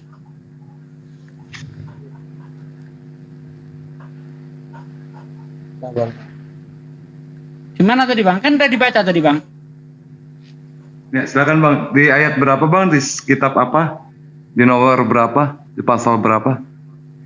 Silakan Bang Bung. Jadi kita biar bisa cek. Apa benar itu nubuatan gitu? Atau tata cara orang Yahudi ketika melaksanakan kurban? Udah dibantu Google masih aja salah ya Rob. Daripada Aku kosong juga silakan pingin. diisi Aki Juma. Aku juga pingin tertawa, cuman nadanya aku lupa. Iya. Sabar. Jadi kalau saudara mengatakan Yesaya 53 itu adalah nubuatan untuk Yesus, ya berarti Anda harus mengakui dong bahwa Yesus itu beristri. Iya, Ya kan? Yesus 7 ayat 14 ya. Sebab itu Gimana Tuhan sendirilah yang akan memberikan kepadamu suatu pertanda. Sesungguhnya Manuel. orang perempuan muda mengandung dan akan melahirkan seorang anak laki-laki, dan ia akan menamakan dia Immanuel. Itu ya satu nubuat ya saya temukan. Oke. Dan ini memang nubuat tentang Yesus sebagai yang disebut sebagai Immanuel. Ya, Inilah, itu satu. Bang. Akibat asal comot, Bang. Makanya Oh, asal jangan. comot sehingga bentar, Bang. Bentar, saya gantian ya, Aki ya. Sedikit ya. Ya, silakan. Silakan. Immanuel, Yesaya 7 ayat 14. Saya tertawakan Aki Itu nggak Sugi ada dulu. hubungannya dengan Yesus, Bang. Kalau Anda baca dari ayat 1 sampai ayat 17, kedatangan Immanuel di situ sebagai pertanda bahwa negeri yang ditinggali Ahaz tidak akan diserang oleh Raja Pekah bin Relmaya dan Raja Rezin. Makanya di ayat 16-17-nya itu, ya itu di situ dikatakan sebelum anak itu. Bentar, nih saya bacalah biar apa ya. Sebelum anak itu bisa membedakan yang baik dan yang jahat, negeri yang kedua rajanya kamu takuti ditinggalkan kosong. Coba dibaca dengan baik, Bang. Dari ayat 10 aja deh. Jangan dari ayat 7 deh. Jangan dari ayat 1. Nih, saya bacakan ya. Dari ayat 10 aja deh. Tuhan melanjutkan firman-Nya kepada Ahaz, katanya, mintalah suatu pertanda dari Tuhan Allahmu. Biarlah itu suatu dari dunia orang mati yang paling bawah atau sesuatu dari tempat tertinggi yang di atas. Tetapi Ahaz menjawab, aku tidak mau meminta, aku tidak mau mencobai Tuhan. Lalu berkatalah Nabi Yesaya, baiklah dengarkan, hai keluarga Daud. Belum cukupkah kamu melelahkan orang, sehingga kamu melelahkan Allahku juga? Sebab Tuhan sendirilah yang akan memberikan kepadamu. Di situ siapa? Ahaz. Ya, sebab Tuhan sendirilah yang akan memberi kepadamu. Ahaz. Bukan Kristen di situ. Ya, suatu pertanda. Sesungguhnya seorang perempuan muda mengandung dan akan melahirkan seorang anak laki-laki dan ia akan menamakan dia Immanuel. Iya, bentar dulu, belum selesai. Ia akan memakan dadih dan madu sampai ia tahu menolak yang jahat dan memilih yang baik. Sebab, baca ayat 16, penting. Sebab sebelum anak itu tahu menolak yang jahat dan memilih yang baik, maka negeri yang kedua rajanya engkau takuti. Siapa kedua raja yang ditakuti? Raja Pekah dan Raja Rezin. Ya, sebab sebelum anak itu tahu menolak yang jahat dan memilih yang baik, maka negeri yang kedua rajanya engkau takuti akan ditinggalkan kosong. Ini Immanuel pertanda bagi Ahaz, bukan untuk orang Kristen 750 tahun kemudian. Makanya di Yesaya 8 ayat 8 Immanuel sudah nongol. Nih, serta menerobos masuk ke Yehuda ibarat banjir yang meluap-luap hingga sampai ke leher. Dan sayap-sayapnya yang dikembangkan akan menutup seantero negerimu. Ya Immanuel. Nih Immanuel dah nongol di ayat Yesaya 8 ayat 8. Enggak sampai ke zaman Yesus, Bang. Itu Immanuel pertanda untuk Ahaz, bukan untuk Kristen. Aduh, kok bisa kok Immanuel jadi Ahaz? Gimana? Yang bilang Immanuel jadi Ahaz siapa? Itu Immanuel pertanda untuk Ahaz. Bahwa negeri yang ditinggali Ahaz, ya kedatangan Immanuel itu menunjukkan bahwa negeri yang ditinggali Ahaz tidak akan diserang oleh Raja Pekah bin Relmaya dan Raja Rezin. Makanya dibaca dari ayat 1 itu biar paham, Bang. Jangan comot ayat lalu dilemparkan ke Yesus, nggak nyambung. Kan bukan comot ayat, Bang. Bangsa Israel juga sampai sekarang masih menanti kedatangan Immanuel itu sendiri, Bang. Kemudian di Mika 5 ayat, bangsa Israel nggak pernah menantikan datangnya Immanuel. Mereka tahu bahwa Immanuel itu adalah Maher Jalal Hasbas. Enggak. Yang ditunggu oleh orang Yahudi itu Mesias, bukan Immanuel. Bang, Mesias. beda. Terus lanjut, Bang. Mika 5 ayat 1. Tetapi engkau, hai Betlehem Efrata, hai yang terkecil di antara kaum-kaum Yahuda, daripadamu akan bangkit bagiku seorang yang akan memerintah Israel, yang permulaannya sudah sejak purbakala, sejak dahulu kala. Itu nubuat juga, Bang. Sekarang apakah Yesus pernah memerintah Israel? Kapan? Jelas. Israel dalam konteks ini adalah umat Tuhan. Kita mengimani itu. Bang, kapan Israel, Yesus memerintah Israel. Sementara Yesus sendiri berkata di dalam Yohanes 18 ayat 36, aku bukan raja di dunia ini. Sekiranya aku raja, tentulah kaumku akan datang membelaku saat aku diserahkan. Itu kata Yesus. Kapan Yesus itu memerintah Israel, Bang? Raja dalam konteks apa, Bang? Raja dalam konteks waktu pada saat Yesus datang, mereka mengharapkan Yesus itu sebagai raja dalam konteks manusia dunia. Sementara yang dijanjikan Allah ini adalah Allah itu sendiri yang akan bangkit memerintah Israel dalam konteks Israel sebagai Yakub. Cerita Abraham, Ishak dan Yakub. Yang dilakukan Yesus di Israel itu apa? Apa mereka pernah memimpin Israel? Kapan ketika dia hidup? Kapan dia memimpin Israel secara rohani? Bukannya dia malah mati digebukin. Jangankan mau memerintah, mengaku nabi saja orang Israel menolaknya dia. Di dalam Markus 6 ayat 4, ya, dia menolak Yesus. Gimana Yesus menolak dipimpin Israel itu kapan? Silakan lagi Juma, sudah cukup saya untuk membuktikan Immanuel bukan Yesus. Silakan lagi Juma. Ya, begini Bang Bung, Kalau Anda itu menggunakan akal sehat, harusnya Anda malu gitu loh melihat data yang ada di dalam kitab saudara. Coba Anda lihat di dalam Lukas ya, di Lukas berapa? Di dalam Matius 1 coba Anda lihat. Coba Anda plototin di situ. Kalau saya jadi Kristen, saya malu-malunya. Ia akan melahirkan anak laki-laki, dan engkau akan menamai dia Yesus, karena dia yang akan menyelamatkan umatnya dari dosa. Di data nomor 1-nya 23-nya dikatakan, sesungguhnya anak darah itu akan mengandung dan melahirkan seorang anak laki-laki, dan mereka akan menamakan dia Immanuel, yang berarti Tuhan menyertai kita. Tetapi di ayat 25-nya, ketika dia melahirkan, Yusuf menamai anak itu dengan nama Yesus. bukan Immanuel. Dan tidak ada satu manusia pun yang pernah memanggil Yesus dengan sebutan Immanuel. Tergenapi enggak tuh? Enggak. Ayo. Immanuel itu sebutan, Bang. Hah? Sebutan. Immanuel Sebutan itu apa? Iya, yang saya tanya, kapan Yesus ada yang memanggilnya Immanuel? Menyebut Yesus Immanuel kapan? tadi Anda baru baca tadi. Iya, orang yang dikatakan begini, ini di dalam kitab 1 Matius 1 itu hanya mencocok-cocokkan kitabnya orang Yahudi. Mencocok-cocokkan kitabnya orang Yahudi. Sekarang pembuktiannya, tunjukkan kepada kita satu manusia yang sesaman Yesus yang memanggil Yesus dengan sebutan Immanuel. Ada enggak? Ada enggak? Ada enggak? Ada enggak? Santai.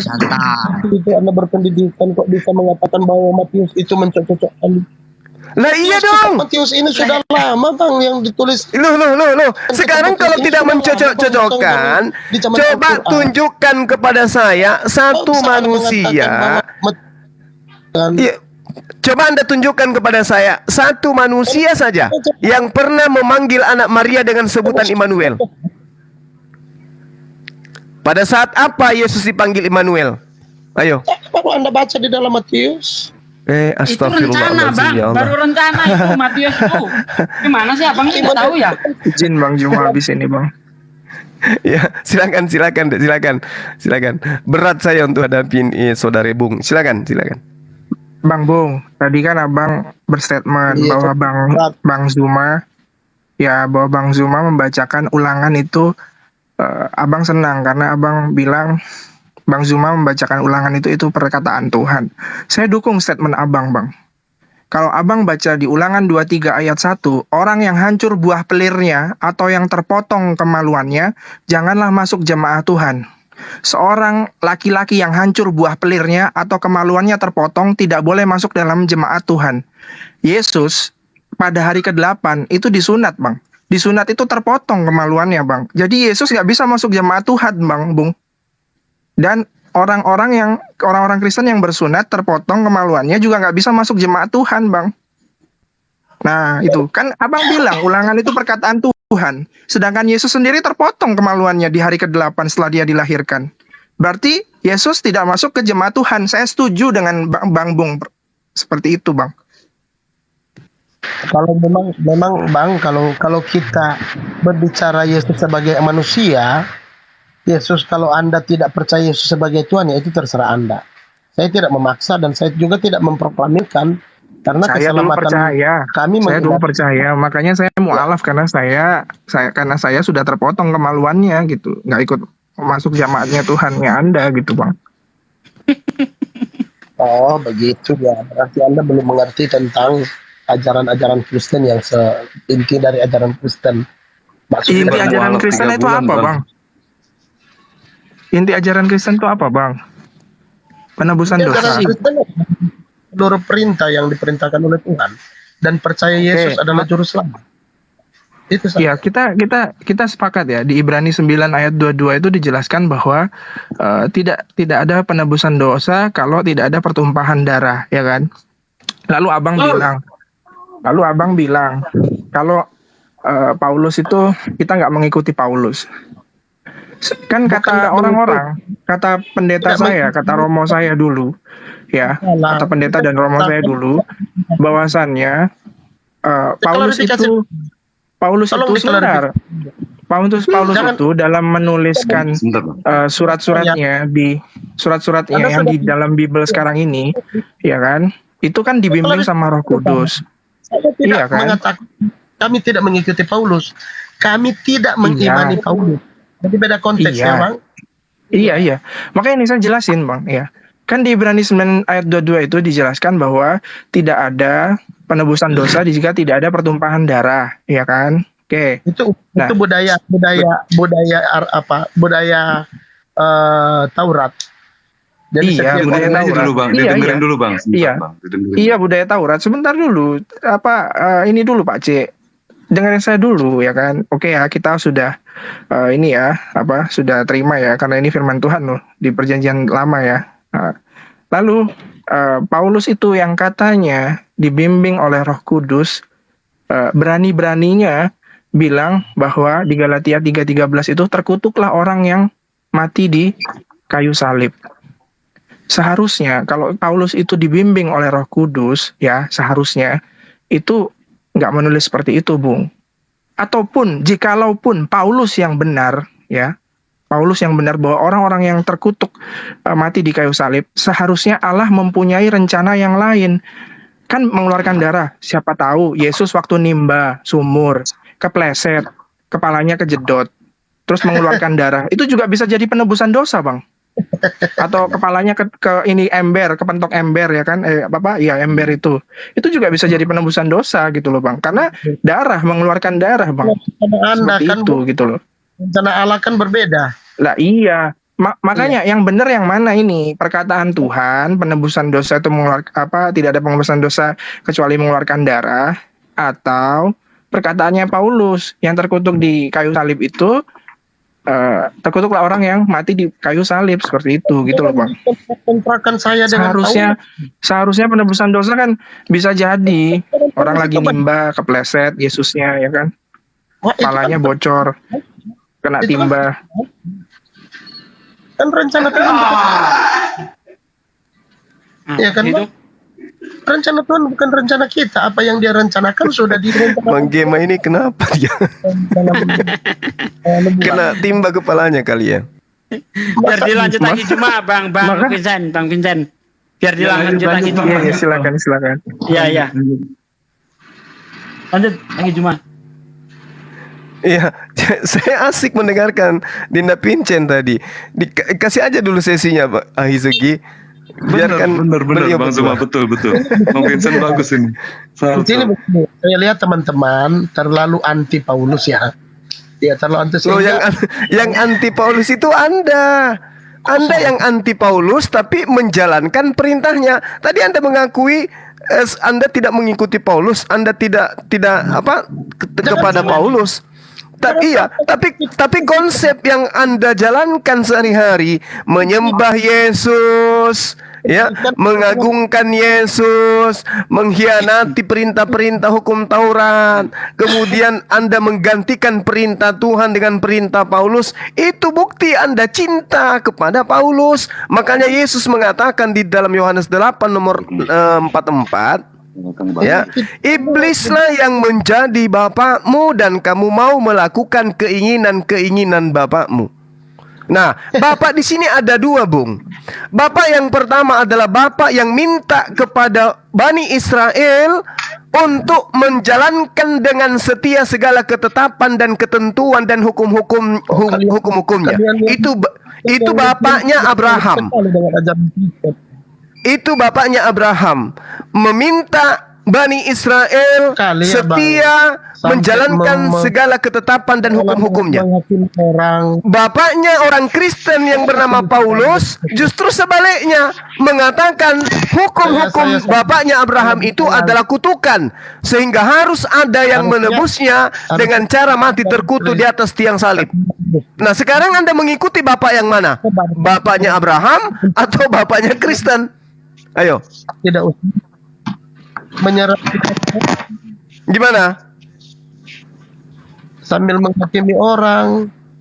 Loh, tadi dikatakan saya apa tidak sesuai dengan fakta di lapangan? Tapi mengikuti mana bisa dikatakan seperti itu? Nah, sekarang begini, yang mengajarkan Anda bahwa Yesus mati di atas tiang salib dengan cara terkutuk itu siapa? Injil. Udah. Sudah. Silakan yang lain. Saya duduk merokok dulu di pojokan. Silakan. Perasaan nggak ngerokok, kok ini ngerokok Injil, di pojokan gimana? Terjawab sudah kan? Aduh, ini kalian ini gimana? Terlalu sibuk dengan keimanan Kristen. Coba kalian tawarkan dalil-dalil Al-Quran terhadap saya sehingga saya bisa percaya Muhammad. Bung, sekiranya Anda mempercayai ajaran Yesus, Anda sudah menjadi seorang Muslim. Masalahnya bagaimana mungkin kemudian kami mengajarkan Islam sementara ajaran Islam yang dibawa oleh Yesus Anda nggak mau terima? Bagaimana bisa kaitan antara Yesus Islam yang dibawa oleh Yesus aja Anda bantah. Bagaimana mungkin Islam yang dibawa oleh Rasulullah Anda ingin terima? Nggak mungkin. Di dalam Al-Quran saya minta. Di mana di dalam Nggak bisa. Al-Quran diajarkan. Nggak bisa. Sedangkan ajaran Islam yang dibawa oleh Yesus aja Anda tidak mau terima, apalagi Islam yang dibawa oleh baginda Rasulullah Muhammad SAW. Itu berat.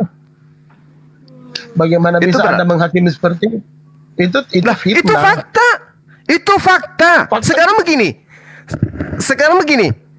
Ketika Yesus mengajar, ditanyai tentang perbuatan yang baik, apa yang dikatakan oleh Yesus? Mengapa engkau mengatakan aku baik? Hanya ada satu yang baik, yaitu apabila engkau ingin masuk ke dalam hidup, taatilah segala perintah Bapa. Betul kan? Mana itu? Itu Bapaknya di mana siapa? mengkal dirinya seorang yang Matius baik? 17 Bang. Matius 19 ayat 17 sampai ayat 19 dibaca. Atau Lukas Coba, 18 ayat 18 sampai 20 dibaca. Itu ayatnya itu. Baca. Jadi hidup kekal itu menurut Yesus adalah mentaati perintah Tuhannya Yesus. Betul. Nah sekarang hidup kekal Anda itu adalah mengimani anak Maria mati di atas tiang salib. Sekarang Anda percaya bapaknya Abraham atau bapak Paulus? Itu kan Lalu- persepsi Anda, Bang. Itu persepsi. Enggak, oke. Mungkin saya keliru ya, Saya minta maaf. Oke, tapi tolong bantu saya tunjukkan data pernyataan Yesus bahwa kedatangannya untuk memberikan hidup yang kekal yaitu mengimani dia mati di atas tiang salib dengan cara terkutuk demi membebaskan orang-orang goyim di luar Israel dari hukum Taurat. Tunjukkan kepada saya, silakan. Silakan Bang. Sabar, Bang. Tunjuk di mana Yesus mengajarkan bahwa jalan keselamatan itu melalui dia mati di tiang salib. Mana? Itu kan udah jelas ada, Bang. Ya di mana Bang? Abang pernah nonton filmnya Tuhan Yesus enggak? Ini kita ada Bible. Saya Bang. merokok Ada di Bible, Bible, Bang. kan? Saya penggemarnya, Bang. Bicara berdasar penggemar. Bible aja Bang. The Passion of Gak usah kemana-mana Bang. Kita bicara berdasar Bible aja Bang. Iya kan The kita Passion sama-sama of Jesus belajar. Christ, Bang. Iya. Nah, Saya kan abang saya bilang penggemarnya, kita- Bang. Nah, boleh. Maksud saya kan abang pernah nonton kan?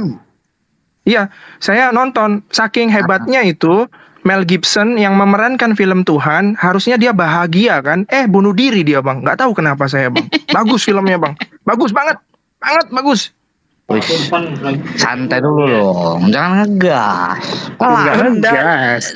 Saya hanya memberikan semangat. Filmnya bagus. Saya tetap Filmnya yang santai, Bang. dibintangin Santai. Mel Gibson. Iya. Mel Gibson ya kan, memerankan Tuhan, menghayati Iya. sekali, ya kan, dicambuk sampai wah sedih deh saya mengeluarkan air mata. Bang, nangis saya waktu itu, Bang. Bukan Saya itu, pikir Bang. wah Mel Gibson ini hidupnya diberkati ya karena memerankan Tuhan ya, hidupnya pasti dijamah oleh Roh Kudus ya. Ternyata matinya bunuh diri, Bang. Jadi, ya Tuhan. Bang Juma juga sebenarnya nggak konsisten sama omongan. Ayo bahas film, Bang. Gimana? Enggak, Jangan ke Bang Zuma dulu. Katanya tadi mau bahas film. Gimana? Tadi kan Kumaha sih? abang bilang untuk Bang Bung, abang bilang nggak boleh marah santai apa gitu kan. Tapi abang sendiri aja karena dia ketawa aja abang begitu ngomongnya. Gitu loh. Mana saya? Ya udah saya minta maaf kalau kurang berkenan. Saya begitu, Bang. saking menyemangatinya aja ikut nostalgia waktu dulu saya Kristen, saya nobar Makanya saya film bilang- The Passion itu. Iya, makanya Gitu, kan Bang. saya bilang Ya udah saya minta maaf deh ya kalau kurang berkenan. Iya, gimana? Mau bahas film apa mau bahas Alkitab nih? bukan bahas film masalahnya. Tadi Abang katanya tadi bilang mau bahas film, Bang Huta Galung. Gimana sih? Iya, Itu kembali gimana? lagi ke ayat yang diminta Bang Juma itu. Nah, Di mana Yesus mengajarkan bahwa syarat masuk surga atau hidup yang kekal itu mempercayai Yesus sebagai Tuhan mati di salib. Di mana? Ada enggak? Sebenarnya ada, cuman kalau ngejelasin semuanya susah. Dalam Sedangkan 1 Korintus ayat 15. Gini Dalam Bang. 1 Korintus ayat Kalau Bang, yang diminta ajaran Yesus, Bang, bukan Paulus. benar. Kalau Kenapa, Bang? Paulus jelas di dalam 1 Korintus 15 ayat 15 sampai ayat 18 itu kan Paulus mengatakan jikalau Yesus tidak mati dan tidak bangkit maka sia-sialah ajaranku. Itu Paulus. Nah, yang diminta itu ajaran Yesus, di mana Yesus mengajarkan bahwa masuk surga itu dengan cara Yesus mati di tiang salib. Itu maksudnya. Sedangkan gini Bang, sedangkan kalau orang Kristen itu Bang ya, Kekeluruan bagi orang awam yang tidak mengenal kekristenan. Seolah-olah Yesus itu mau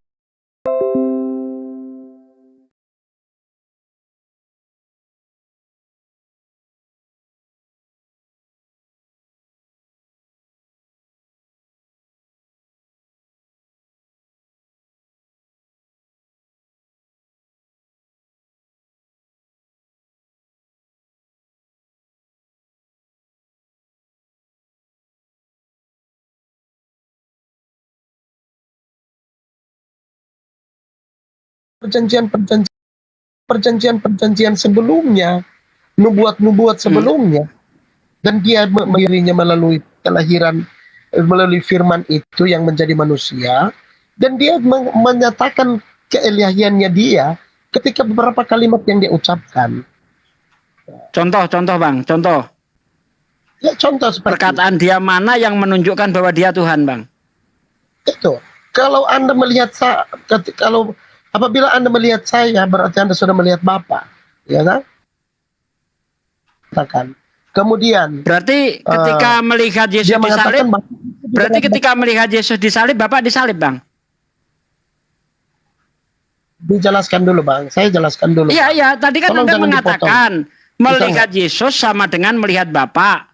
Ya kan? Berarti melihat Yesus disalib, melihat Bapak disalib. Melihat Yesus sekolah, saya. bapaknya juga sekolah dong. Gitu.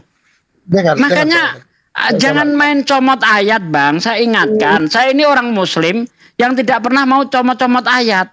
Itu dibaca dari ayat 1 dong. Ya, dibaca dari ayat 1, jangan ayat 9-nya saja. Tolong menghargai. Saya tidak pernah menyerang keimanan Anda. Ya. Loh, ini nggak menyerang ini, Bang. Kita bicara sesuai apa yang tertulis di dalam Bible. Itu yang kamu kutip kan di dalam Yohanes 14 ayat 9 tuh. Saya ngerti, Bang. Tenang, kalau soal Bible tenang, Bang ya. Ya, Yohanes 14. Saya jawab Ya, itu. Jangan Anda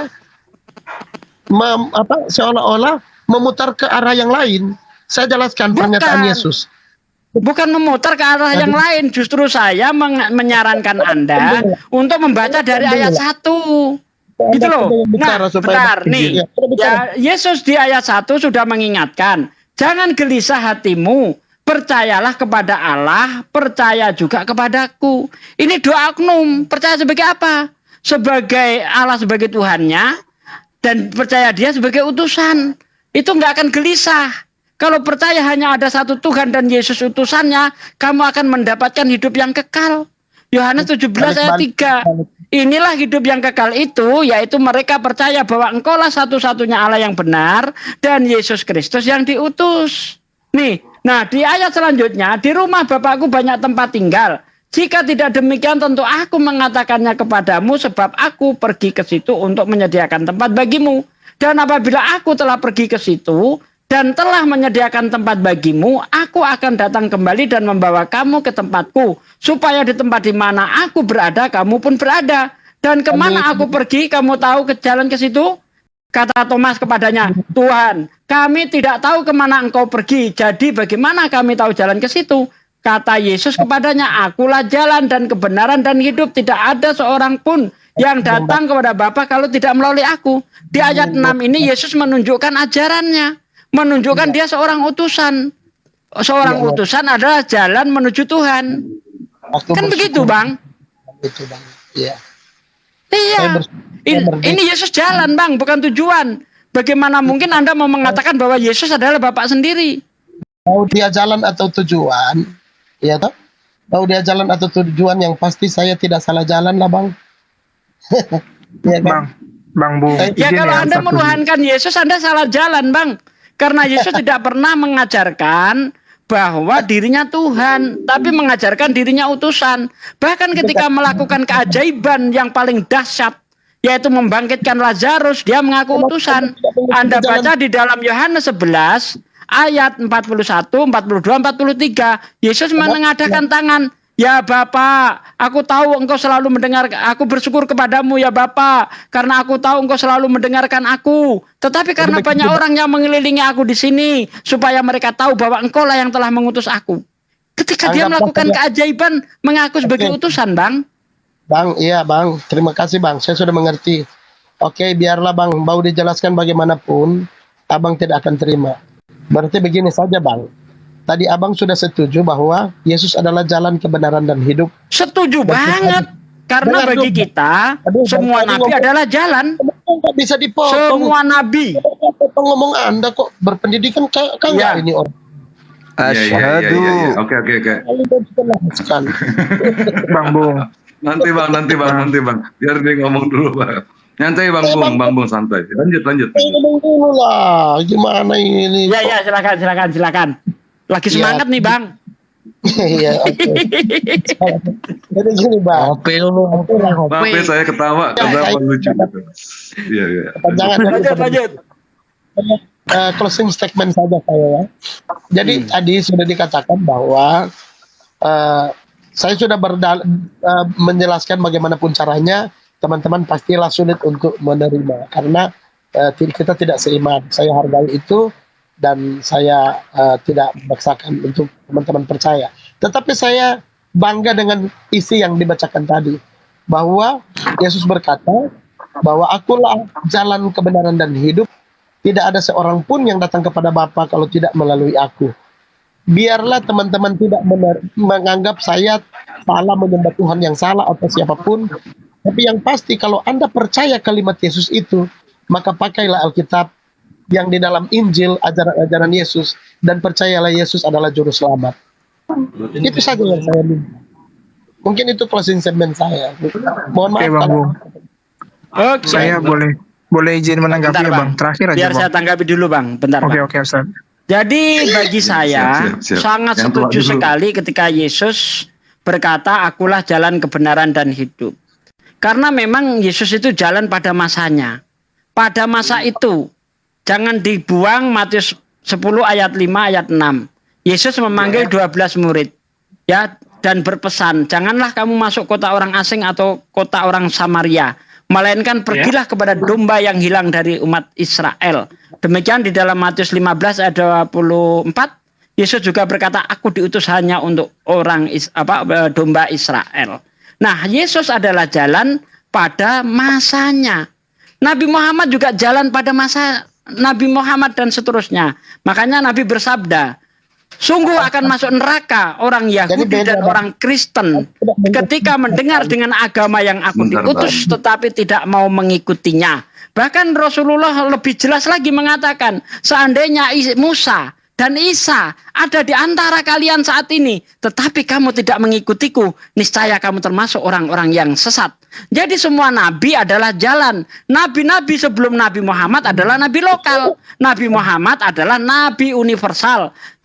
Dakwahnya Yesus hanya kisaran Palestina, Bang. Nggak sampai ke kisaran Medan. Begitu ya. Silakan Bang Juma. Oke. Bang Bung, tolong Bang Bung kalau lagi bicara jangan dipotong-potong dulu. Dengerin aja dulu Bang Bung, biar nggak pusing kepala kita. Lanjut. Asyhadu. Dinda Pincen dulu silakan. La ilaha illallah. Bang Pincan, silakan Bang Pincan. Kalau mau nambah. Jadi gini Bang Bung. Tadi mau ngomong lupa sih Abang sih. Jadi gini, saya sebenarnya tadi mau menanggapi bahwa saya nggak mengerti tentang kekristenan itu sendiri, dan Abang bilang kalau Kristen itu agama kasih. Nah, ini yang membuat saya bingung Bang sampai dengan hari ini ya. Kenapa saya berpindah-pindah agama sampai beberapa kali ini, dan saya memilih Islam ya, gitu ya. Salah satunya Yang terakhir gini, Bang. atau ada lagi? Insya Allah yang terakhir. Saya berharap insya Allah yang terakhir. Jadi gini Bang, kalau memang Kristen itu mengajarkan agama kasih, ya, yang saya pahami itu seperti ini Bang. Yesus itu tidak pernah mengajarkan kita pergi ke gereja. Ya, itu yang pertama. Yesus itu juga tidak mengenal perjanjian baru. Ya. Lalu di Bible yang saya baca, Tuhan kita itu, Tuhan saya yang dulu itu maha sensitif. Yang pertama, pohon ara nggak salah apa-apa dikutuk karena nggak berbuah. Babi, dia nggak punya salah, lagi enak-enak makan di atas bukit. Tiba-tiba ada roh jahat yang banyak, namanya legion, diusir sama Yesus, dimasukkan paksa itu roh jahat ke dalam babi, sehingga babinya itu loncat dari bukit itu ke jurang, mati babinya. Ya, terus bumi ini dikutuk sama Tuhan, ya kan? Terus ada yang namanya lagi Onan. Onan ini disuruh menikah sama saudarinya itu untuk menghasilkan keturunan, tapi Onan nggak mau, memuaskan dirinya sendiri. Itu juga dikutuk juga sama Tuhan. Asal-asal kata onani itu. Ayatnya nanti saya ada tuh, nanti saya bacain. Nah, bagaimana jika selama ini saya beribadah ke gereja dan Tuhan itu tidak berkenan dengan ibadah yang saya lakukan? Karena Tuhan tidak mengajarkan seperti itu. Apa enggak nasib saya ini lebih buruk daripada babi, pohon ara, sama Onan? Nasib saya gimana bang di sana bang? Bang Bung, itulah tolong direnungkan kembali. Kalau abang bilang agama abang agama kasih, pohon ara aja dikutuk, nggak salah apa-apa. Dikutuk, babi lagi enak-enak makan, ngok lagi makan di atas bukit nih, dimasukin roh jahat. Salah apa itu babi? Coba. Itulah bang, ya. Babi, Bang. Jadi abang bilang kalau mamanya agama kasih, abang ini lagi gitu, abang pikirkan lagi gitu. Itu saya yang Ajaran Kristen itu konteks ajaran sikap kita terhadap sesama manusia. Itu pengertian tadi. Iya, terus satu lagi bang, Hilang kecil banget bang suara Anda bang. Bang Bung, hilang suaranya. Saya dengerin dulu nanti saya habisin ini. Suaranya kecil. Iya. Gimana Bang Bung? Ya, saya bicara tadi, konteks kasih yang dimaksudkan di sini adalah konteks yang ada di dalam simbol salib. Jadi hubungan antara Allah dengan manusia dengan Allah, itu kasih yang sesungguhnya adalah kasih Allah terhadap manusia dan manusia harus mengasihi Allah, dan hubungan antara manusia dengan manusia. Jadi konteksnya sudah lari Bung, kalau bicara kenapa harus pohon ara, kenapa harus babi, ya abang tanya saja ke babi itu, ada salah apa? Bumi juga dikutuk bang. Bumi juga dikutuk loh. Karena persembahan itu kan, manusia melakukan persembahannya nggak sesuai terus dikutuk itu bumi. Dan Tuhan berkata dalam hatinya, itu ada ayatnya tuh, bahwa mulai dari ini aku tidak akan mengutuk bumi lagi, kan gitu ayat-ayatnya tuh. Di dalam kitab apa dulu bang? Perjanjian lama. Perjanjian baru. Kejadian itu. Iya itu kejadian. Kejadian Nah, itulah gimana kita bicara konteks ajaran Yesus? Kalau mau dikaitkan ke kejadian, kembali lagi ke pembahasan tadi bicara Taurat. Jadi kalau kita bicara tentang Yesus adalah penggenapan Taurat. Nah, makanya saya katakan ajaran Yesus adalah ajaran kasih. Ajaran kasih antara hubungan Allah dengan manusia dan ajaran kasih antara hubungan manusia dengan manusia. Tidak ada ajaran dimanapun, di kitab manapun yang mengajarkan tentang mengasihi seorang musuh. Malah kita harus mendoakan dia. Kita harus berdoa supaya dia selamat. Itu diajarkan.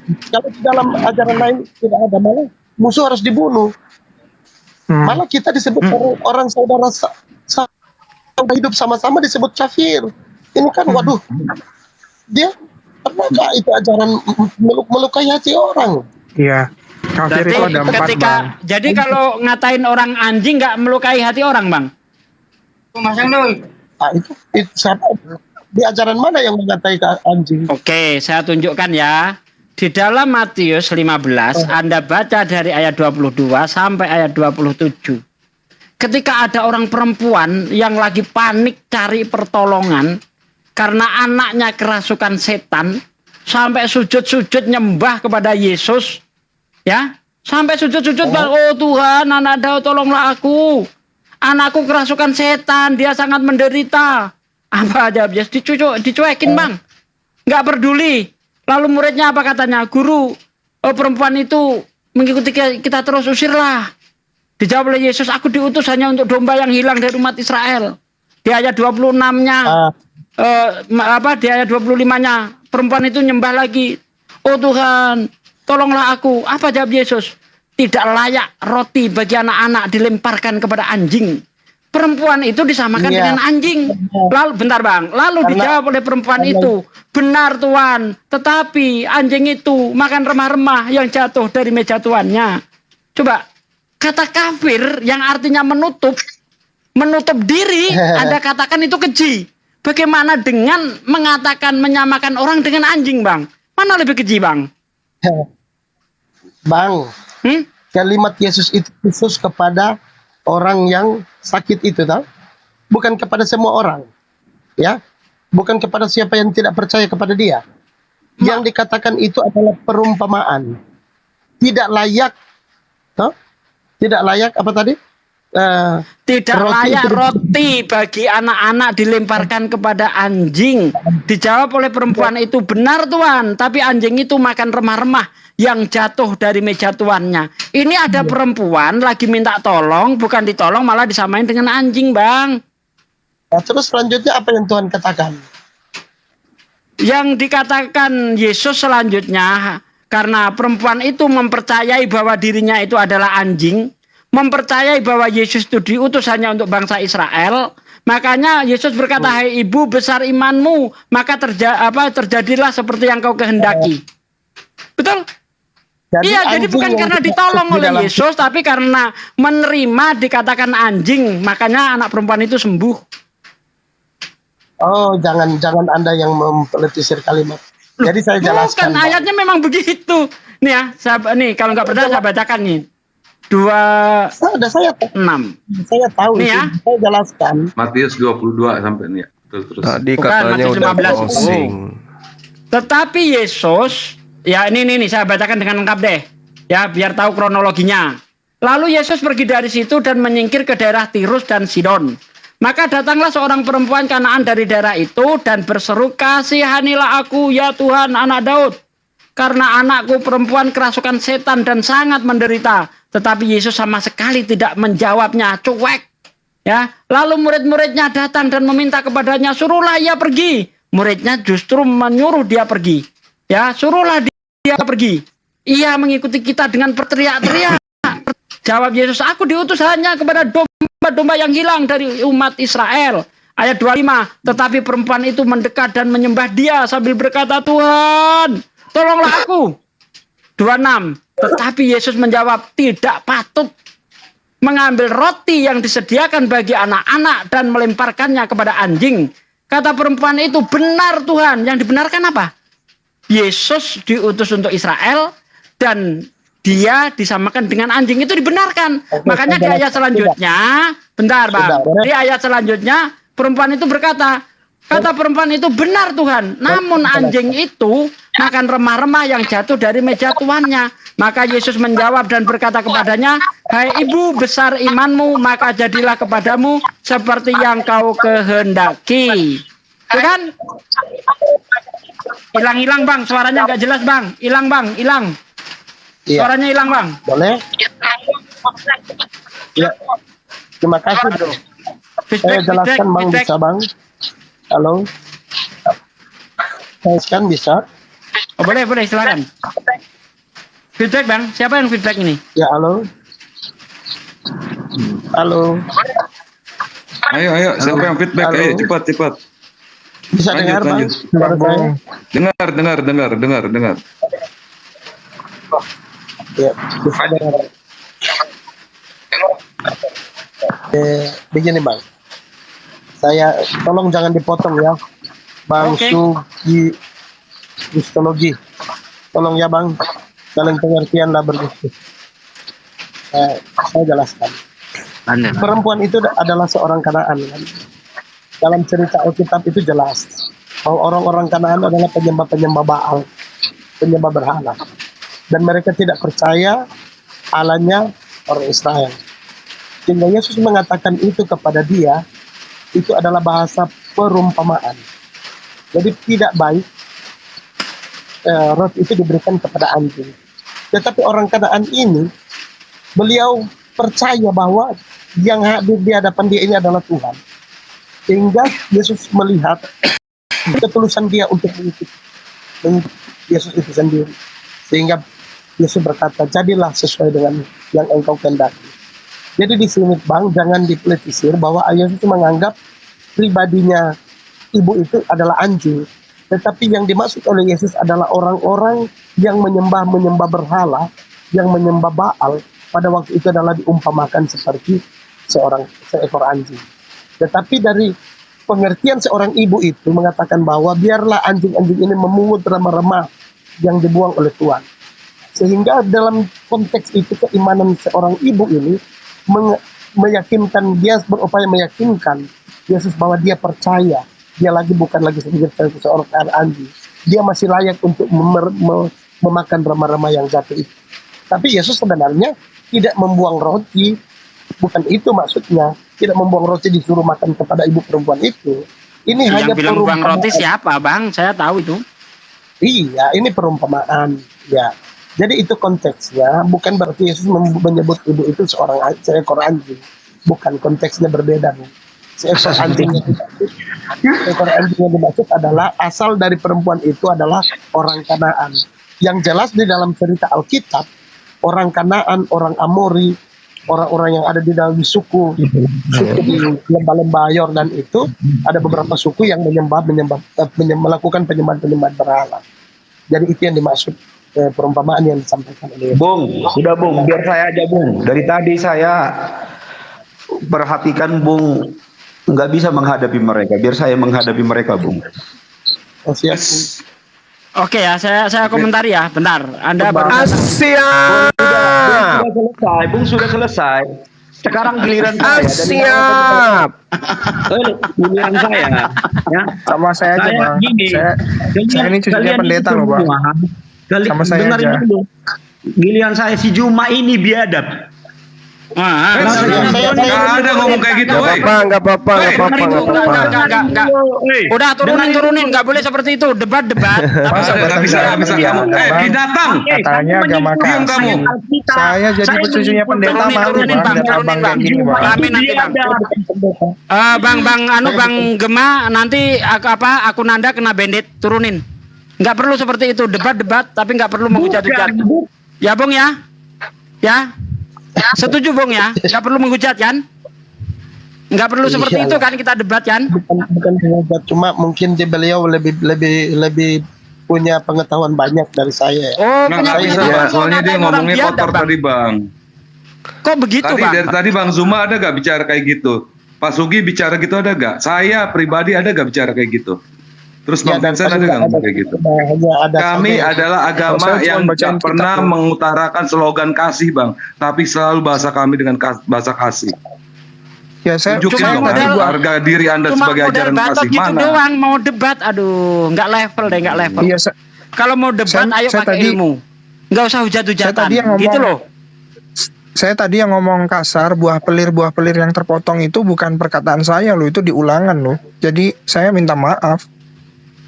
Enggak ada minta maaf, itu tertulis kok, ada datanya. Tertulis. Apa minta maaf? Ini ngatain Ya, saya sebagai manusia minta maaf, Bang. Takutnya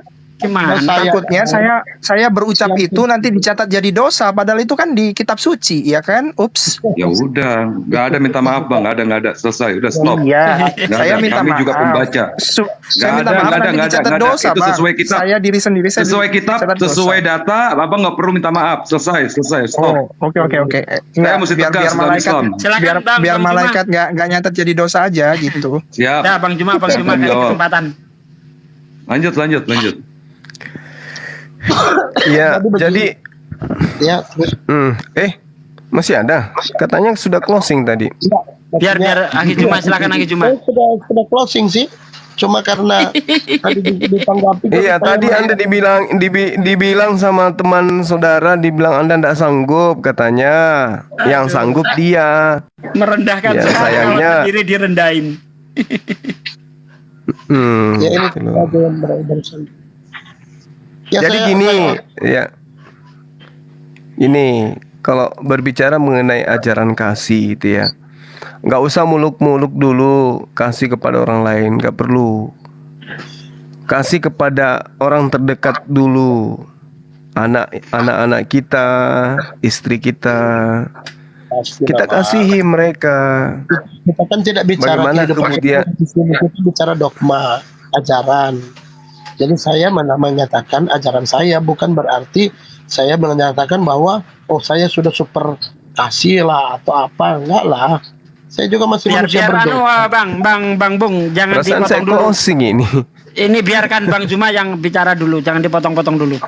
Ya Bang Bung, tolong ya Bang Bung ya, santai Bang Bung, santai. Iya. Ya Bang Zuma silakan. Jadi Bang kalau Zuma. berbicara mengenai ajaran kasih itu ya, kasih itu menurut Yesus mengajarkan manusia untuk mentaati perintah Tuhan. Itu baru dikatakan kasih. Kalau ada ajaran yang diajarkan kepada anak keturunan kita, yaitu ajaran yang mengatakan hukum Tuhan itu adalah sampah yang harus ditebus di atas tiang salib, itu bukan kasih. Wah, Itu mengajarkan. Anda sudah menghina itu, Bang. Wah, saya nggak bisa terima kalau Anda katakan Yesus itu sampah di atas tiang salib.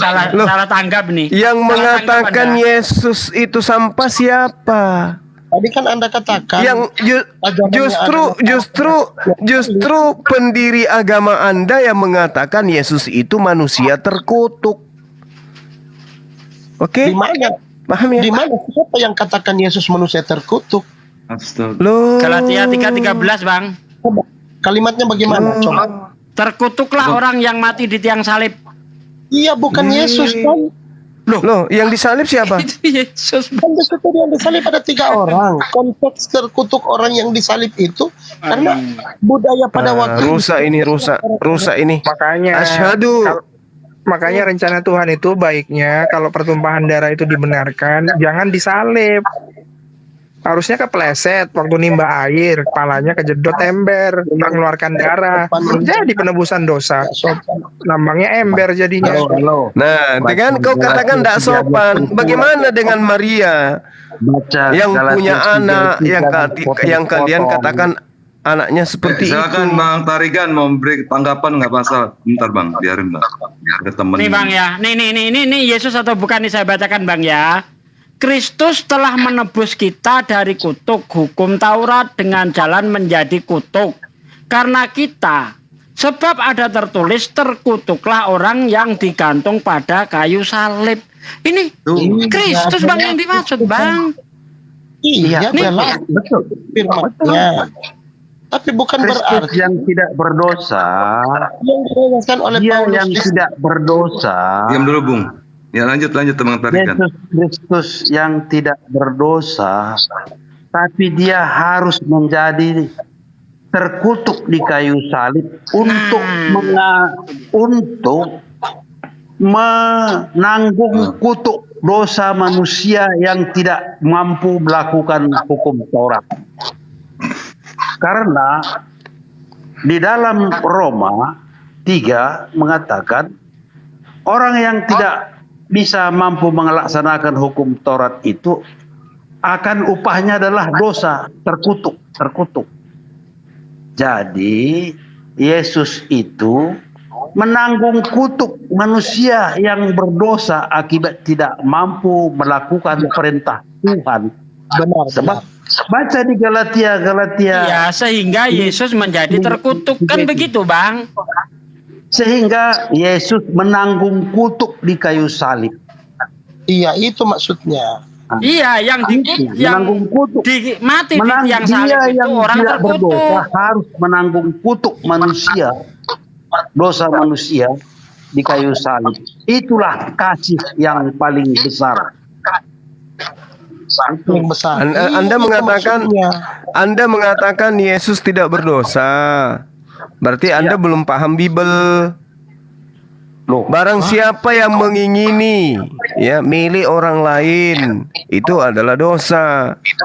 Yesus bukan hanya mengingini, ngambil keledai orang, nggak minta sama yang punya, nggak dikembalikan Pahami. sampai hari Halo. ini. Dosa nggak tuh? Halo Juma, kau pahami teks itu, baca dari awal coba tentang keledai itu. Iya. Yesus memerintahkan muridnya mengambil keledai orang. Iya, Tanpa Betul izin. nggak? Tanpa izin, betul nggak? izin Perintahnya nggak ada, Bang. Mana perintahnya disuruh izin? Mana, Bang? ada. Nih, itu bentar saya bacakan ya. Di dalam Matius 21 ayat 1 sampai 3, Markus 11 ayat 1 sampai 3, Lukas 19 ayat 29 sampai ayat 33. Yesus berkata, "Pergilah kamu ke kampung di depanmu itu. Kamu akan menemui keledai muda tertambat yang belum pernah ditunggangi orang. Lepaskan, bawa kemari." Mana perintah izinnya, Bang? Lanjut baca lanjut, jangan potong-potong. Ini kita ngomong perintah dulu, Bang. Iya, Ya, baca ini lanjut, konteks baca perintah. lanjut. Ya, Bahwa jika ada orang bertanya, ya, apa kata Yesus? Katakan Tuhan sedang membutuhkan, nanti akan dikembalikan. Mana perintah izin, Bang? Itu waktu muridnya mengambil keledai itu, pemilik keledai ada. Pemilik keledai itu bertanya, untuk apa keledainya? Oh, bukan begitu, bukan begitu pertanyaannya, Bang. Jangan dipeliti. Oke. Saya sekolah Di minggu dalam nggak ada baca Lukas buku. 19 ayat 33 bunyinya begini, Ngarang-ngarang, Bang. Bentar, Bang. nambah-nambah Kau ya. bilang nggak ada izin, Bentar. jangan kau bilang nyuri. Oke. Bentar, Bang. Ini saya tunjukkan bunyinya bukan seperti itu. Bunyinya begini, ketika empunya keledai itu melihat, apa katanya? Mengapa engkau melepaskan keledai itu? Berarti nggak ada izin di situ. Ya kan, udah Gimana permisi sih, Abang, dia. nih? Tuhan membutuhkan, maka dia merelakannya, mengikhlaskannya. Kemudian keledai itu dibalikkan lagi ke dia. Mana ayatnya? Di mana ayatnya keledai dibalikkan? Jadi begini, Bang. Saya Ayo. mau tanya ke Abang. Loh, Di mana ayat bentar. mencuri? baca selanjutnya, Iya. makanya baca. Loh, Bible saya ini itu sudah baca. baca Bible, Bang. Dari Kejadian sampai Wahyu. Makanya saya tanpa buka Bible Iya. tahu saya. Tadi Ya, itu- nih. Iya. Di ayat 33. Kejadian sampai Bentar, Bang. Wahyu lompat.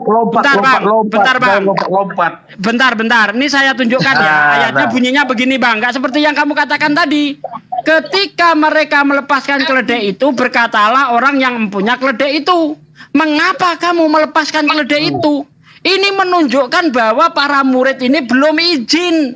Kita minta izinnya di mana? Coba tunjuk Apa izinnya di kata para mana? murid? Selanjutnya apa kata para murid? Ketika menurut para murid, kata mereka Tuhan memerlukannya. Nah ini mereka membawa keledai itu kepada Yesus lalu mengalasinya dengan pakaian mereka dan menolong Yesus naik ke atas keledai. Jadi karena Sekarang Tuhan Bang, membutuhkan, izinnya mana, Bang? maka Izinnya mana, Bang? ikhlas diizinkan. Izinnya mana, Bang? Adakah Yesus memerintahkan untuk izin, Bang? Itu yang sedang kita cari, Kalau Bang. ada nanti kalau ditanya nanti sama pemilik keledai, kenapa itu keledai dilepaskan? Ayat mana? Ayat Tuhan mana mengatakan membutuhkan. kalau ditanya pemilik keledai ayat mana? Ya, kalau ada Mana nanti orang ayatnya? bertanya, Kalau ditanya pemilik keledai ayatnya mana?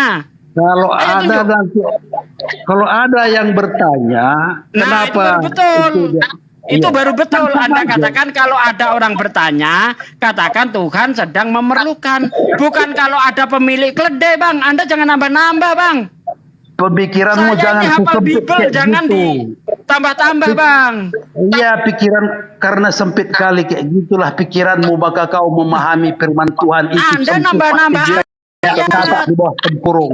Anda ini menambah-nambah ayat Memang loh. mereka, Bang, Nah, memaksakan ayat yang seolah-olah kalau misalnya sekarang Anda memaksakan ayat seolah-olah Tuhan mencuri keledai. Sekarang di mana ayat Alkitab mengatakan bahwa Tuhan mencuri keledai? Di situ juga Mengambil tidak ada itu orang yang apa namanya, Bang? Mengambil tanpa izin. Mengambil Itu tanpa izin Ngambil apa tanpa namanya, Bang? izin itu apa namanya? Kalau nggak percaya, abang ke gereja, ambillah itu laptopnya Bapak Pendeta tanpa izin. Nah, Bapak nanti nasibnya di mana berujungnya? dalam Kalau konteks diambil- itu dan cerita Alkitab. Kalau diambil, dipakai, Semua orang baru itu kemudian sudah- dipulangkan dengan izin, minta izin, apa salahnya?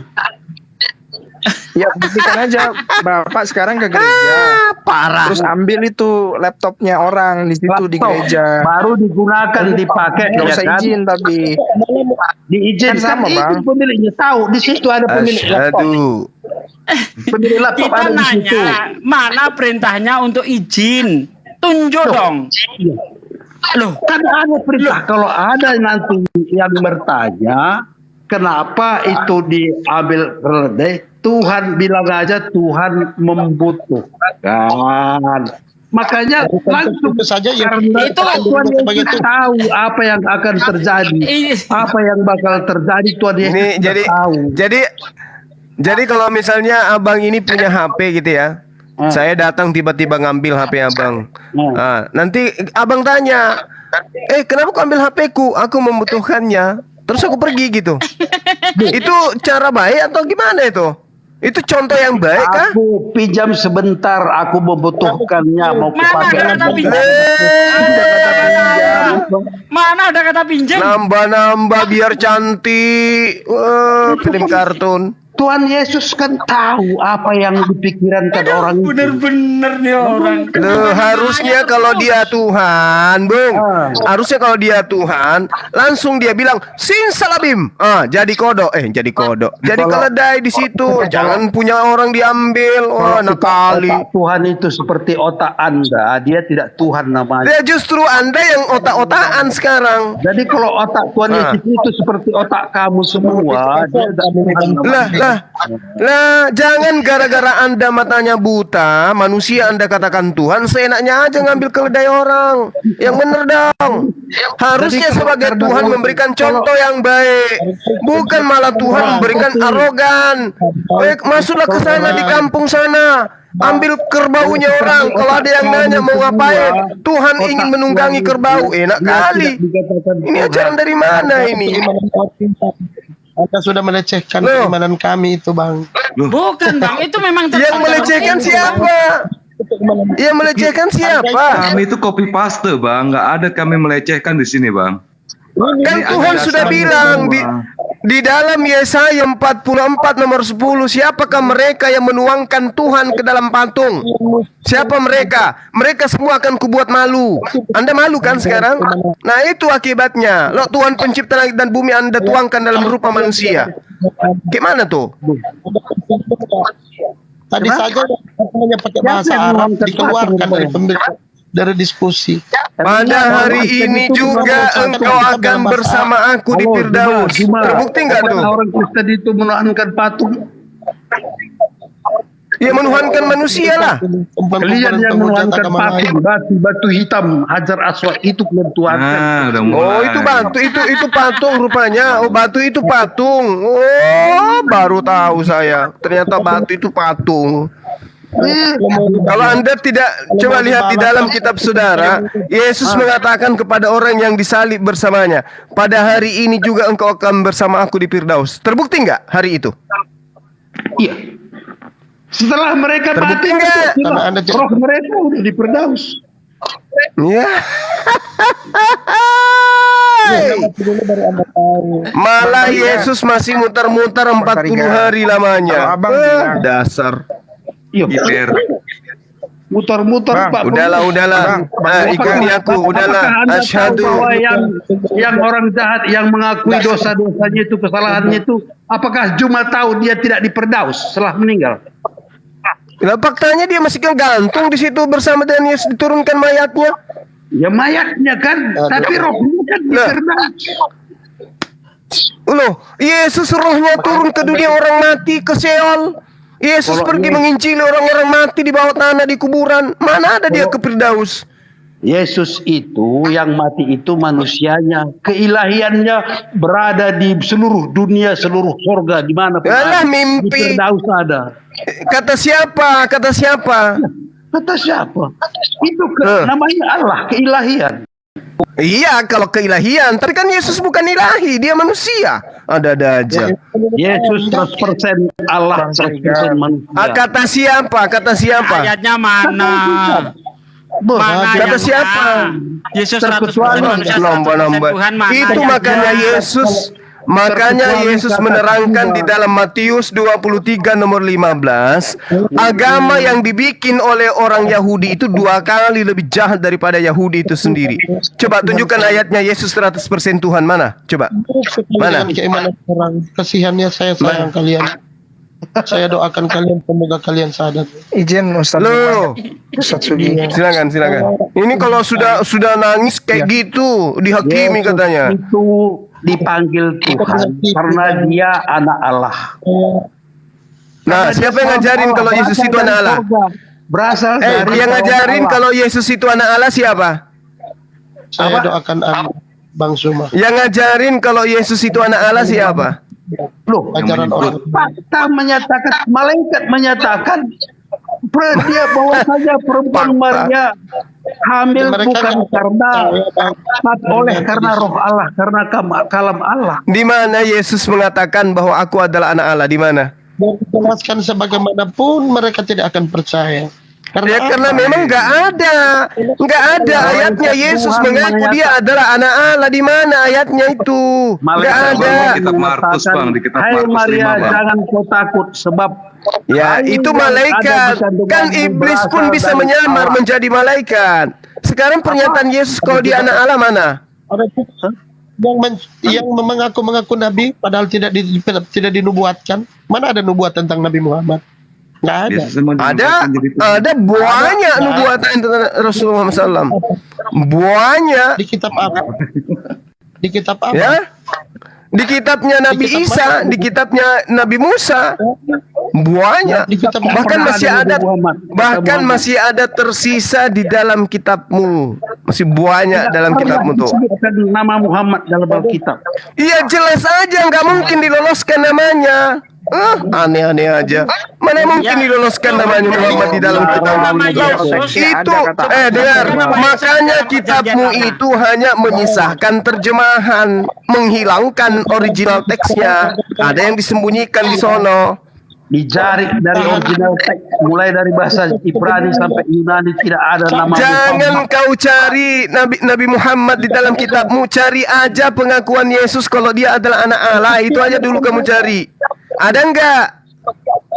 Malaikat menyatakan dia anak Allah. Ya itu pengakuan malaikat. Malaikat iblis pun bisa nyamar jadi malaikat kan? Ya, seperti Yang kau saya juga. tanya pengakuan Yesusnya mana? Pengakuannya Yesus. Ngaku jadi ahli agama, cuma juga iblis ngaku jadi agama. Saya izin Ustaz. Ini udah emosi dia ini, udah emosi ini dia. Udah. Izin. Kau bilang malaikat ngaku iblis. Loh, Jibril itu di dalam kitabmu dikatakan iblis pun bisa mengaku sebagai malaikat terang. Gimana toh? Ya, Jibril pun mengaku jadi malaikat menurunkan Quran. Jibril, iblis. Mulai emosi. Bang Tarigan, izin Mulai semuanya, emosi. izin. Jadi tadi Bang Tarigan bilang Hajar Aswad batu, ya kan? Abang Tarigan nih bilang nih Hajar Aswad itu batu, kita menyembah Ka'bah. Enggak Bang. Justru di Yesaya 26 ayat 4, percayalah kepada Tuhan selama-lamanya sebab Tuhan Allah adalah batu. Tuh, Ibrani 12:29, Allah adalah api yang menghanguskan. Tuh, Yohanes 4:24, Allah itu roh. Yang benar yang mana Bang? Allahnya Abang ini. Ada yang bilang batu, ada yang bilang api menghanguskan, ada yang bilang roh. Allahnya Abang Tarigan ini yang mana yang benar? Di mana? Ada yang bilang anak domba. Ayo kita bahas ayatnya. Yesaya 26 ayat 4, Allah itu batu, percayalah kepada Allah yang kekal. Allah itu batu. Abang nyinggung-nyinggung Hajar Aswad batu, itu Allahnya Abang sendiri batu itu. Baca Biblenya Abang. Allah. Yesaya 26 ayat 4 tuh. Kalau Baca bisa tuh yang tepung kencang Bang. Jangan potong-potong baca Yesaya itu, kawan. Giliran ketabok Abang yang baca lah, jangan Bang. potong-potong. Giliran Anda ngomong tanpa Abang yang baca lah kalau gitu, biar nggak Anda kepotong-potong. bangga. Anda menunjukkan kami nyembah batu tanpa dalil. Kita menunjukkan Tuhan ada batu, ada dalil. Coba Jadi- gimana sih? Jadi kamu naik haji gak nyembah-nyembah batu keliling-keliling? Oh, nggak ada nyembah batu, nggak ada. Kan nggak ada. Mengelilingi Lucu, batu itu sudah diajarkan di dalam kitab sampai Mazmur. rebut-rebutan, sampai peluk-peluan sama perempuan untuk nyium batu. Mana Peluang ada sama peluk-pelukan, perempuan. Nah, ini Bang. orang nggak bener ini. Berlomba-lomba. Saya kasih tahu Bang Tarigan. Satu motivasi Bang Tarigan. Saya kasih tahu. Jadi gini Bang, ya. Abang ini percuma abang ngotot-ngotot keras-keras sama Bang Bung ini ya. Saya kasihan. Abang dapat apa? Karena di Matius 21 ayat 31 dijelaskan, jawab Yesus, sesungguhnya pemungut cukai dan wanita pesundal itu lebih dulu masuk kerajaan surga atau kerajaan Allah. Jadi abang ini udah capek-capek ya kan, ngotot-ngotot, naik tenggorokan sakit, yang masuk surga wanita pesundal gitu loh Bang. Yang masuk surga pelacur duluan gitu loh. Nah terus yang kasihan itu adalah ibu-ibu yang suaminya, ibu-ibu yang suaminya itu diganggu sama pelakor, sama pelacur, mereka bercerai. Ternyata waktu ibu-ibu itu masuk ke surga, seharusnya dia damai, ketemu sama pelakornya, karena pelakornya lebih dulu masuk surga. Kan kasihan jadi ibu-ibu yang jadi korban pelakor itu Bang. Kan gitu. Iyalah. Kan di Matius 21:31 dijelaskan, ya kan, jawab Yesus. Itu pemungut cukai dan wanita pesundal itu lebih dulu masuk kerajaan surga. Iya kan? Nah, kasihan juga Ibunda Maria yang sudah netein Yesus, yang sudah melahirkan Yesus, ternyata lebih dulu masuk surga daripada wanita pesundal itu. Ya kan? Seharusnya Tuhan itu kalau Maha Pengasih dan Maha Penyayang, Yesus itu harusnya menulis itu dengan kata-kata diksi yang kasih sayang, jangan mengibaratkan perumpamaan pakai pemungut cukai dan wanita pesundal. Kan harus ada kata-kata yang lain yang lebih bijak, ada kata-kata lain yang lebih bijaksana, yang lebih santun. Kan gitu Bang. Kalau di bahasa jangan pakai ibarat wanita pesundal gitu loh Bang. Hah? Itu kata pesundal. Jadi kalau lonte dibilang iyalah. Nah, iya di Alkitabnya Abang itu. Perempuan pesundal supaya lebih jelas dia. Tapi kalau dibilang tadi di situ lonte, ya itu baru kasar namanya. Ya sama aja itu kata-katanya Yesus kan, wanita pesundal alias pelacur. Iya. Nggak ada pelacur pesundal. Ya, wanita pesundal itu apa Bang? Bahasa kasar Indonesia itu pesundal. Tuh, Paling kasar KBBI itu aja buka. Bahasa Indonesia yang baik itu adalah tunasusila Bang. Tuh. Tunasusila itu kan terjemahan bahasa modern yang sekarang. Kalau yang itu dulu bahasa Indonesia yang baik. Tapi kan sama. Kalau Perbuatannya pesundal sama, itu Bang. adalah pelacur ya Bang, cabo bahasanya itu kalau mau. Tunasusila itu Kan perbuatannya sama. di KBBI. Arti hiasan. Oh, harusnya kubu-kubu malam di situ. Di Alkitabnya Abang. Untuk gimana? Berarti Tuhan Yesus kalah pintar sama Abang ya. Perkataannya Tuhan Yesus dalam Bible Abang anulir sekarang. Abang mau anulir. Itu diterjemahkan ke dalam bahasa Indonesia supaya lebih jelas dia itu nyambung, bukan artinya. Iya, itu, kan Abang menyalahkan itu. Itu kalau kan perkataannya Yesus. Berarti Yesus salah, kan gitu Bang. Abang Tarigan yang benar, kan gitu. Abang nulis Bible aja sekarang Bang. Direvisi aja Matiusnya. Iya, gimana? Coba kau terjemahkan kupu-kupu malam ke dalam bahasa Inggris, apa artinya?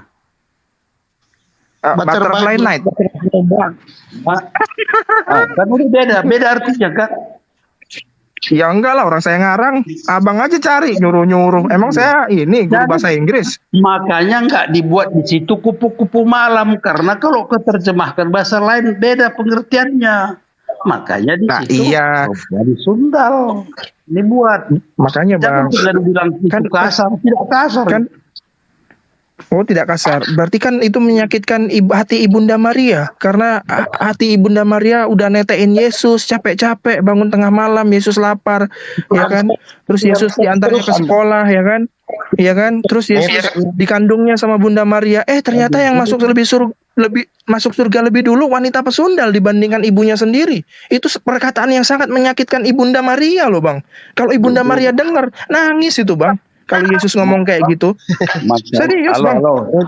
Jadi orang yang tidak memahami Alkitab secara kontekstual, pertanyaannya seperti itulah. Pertanyaan anak TK pun nggak ada itu kualitas. Iya, jadi pesan saya kepada Bang Tarigan, jangan karena pesundal lebih dulu masuk surga, jangan abang cita-citakan jadi perempuan pesundal ya bang ya, jangan ya. Jangan termotivasi loh, Bang. Jangan termotivasi. Jangan sampai habis ini abang mau jadi perempuan pesundal, janganlah bang ya. Itu pesan saya. Udah aku bilang pelajari konteksnya, kenapa Tuhan Yesus mengatakan seperti itu. Iya kan punya 2 anak. Iya, itu makanya aku ingatkan jangan sampai abang mau jadi pesundal perempuan, jangan. Maksudnya. Kasian, Bang. Begini artinya. Seorang pendeta pun kalau tidak bertobat, nggak hidup baru, nggak dalam hidup baru, tidak bisa masuk surga. Kenapa pula harus bertobat? Kalau kenapa harus bertobat?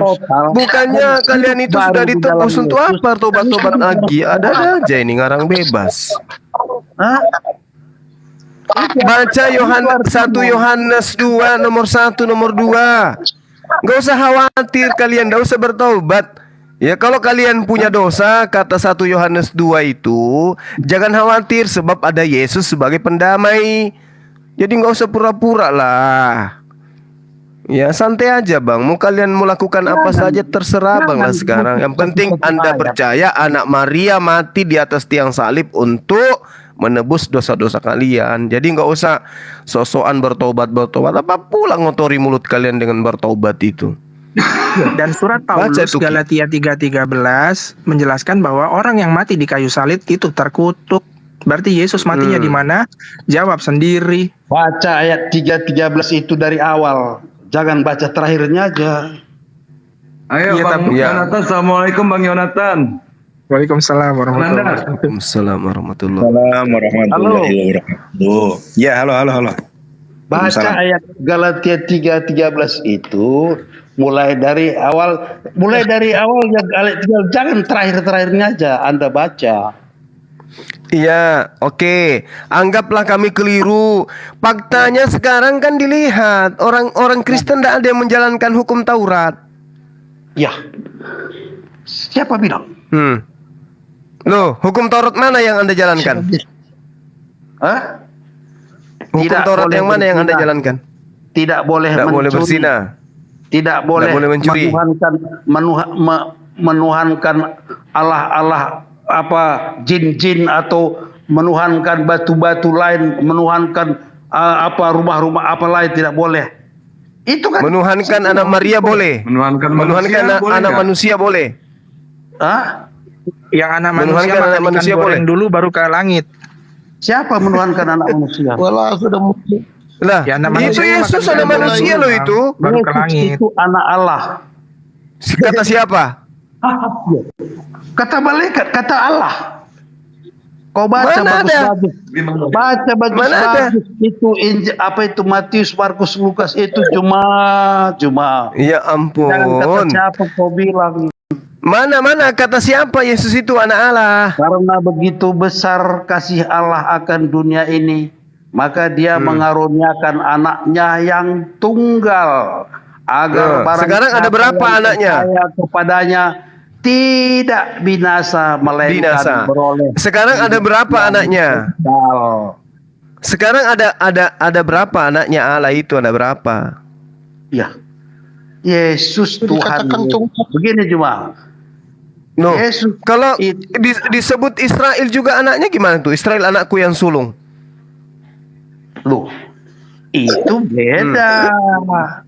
Lu kok beda? Saya juga anak Tuhan, anak Allah. Wah. Berarti abang Tarigan dihasilkan bukan dari perkawinan ya, bukan dari sperma ya, dari anak Tuhan ya. Gimana? Itu maksudnya. Lucu. Saya itu bukan berasal, tapi Yesus itu bukan anak manusia, bukan berasal dari dunia, bukan berasal dari sorga. Tapi Loh, dia Yesus mengatakan di dalam Yohanes juga, mereka bukan dari dunia sama seperti aku bukan dari dunia. Berarti bukan Siapa? cuma Yesus dong yang bukan dari dunia. siapa? Kau nggak dari dunia, dari sperma. Yesus mengatakan begitu. Hah? Yesus mengatakan di dalam Yohanes 17 nomor 16. Ah. Mereka bukan dari dunia sama seperti aku bukan dari dunia. Siapa mereka ini? Mereka yang lahir baru, Bang. Nah, berarti bukan cuma Yesus kan yang bukan dari dunia? Allah Bapa bukan dari dunia, Yesus bukan dari dunia, tapi mereka nabi-nabi bukan dari semua, dunia. Nabi-nabi sebelumnya itu berasal dari dunia. Kalau Yesus itu berasal Yesus dari surga, dia kalam Allah yang jadi manusia melalui rahim perawan Maria. Makanya kami dia memanggil Tuhan. Itu apakah cuman Yesus? Apakah cuman Yesus yang datang dari surga? Iyalah. 1 Korintus 15:48 coba Anda baca. Bacalah coba. Ya, Andalah yang baca. Ya bacalah.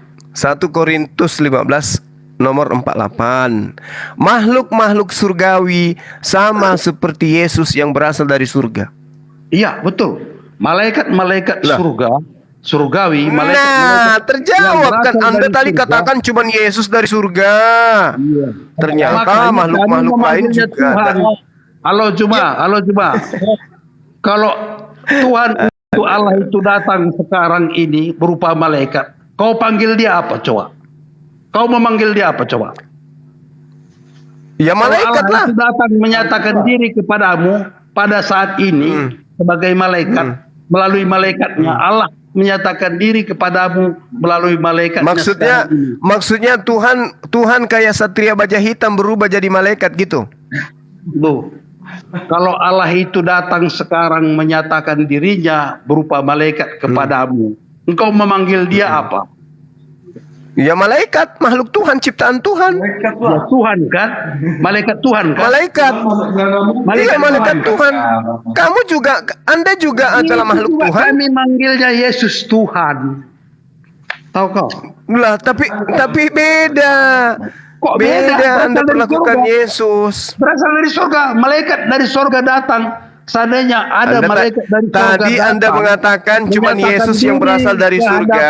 Saat ini engkau pasti tadi Yesus Anda katakan satu-satunya dari surga. Malaikat, ya Allah malaikat kau bilang.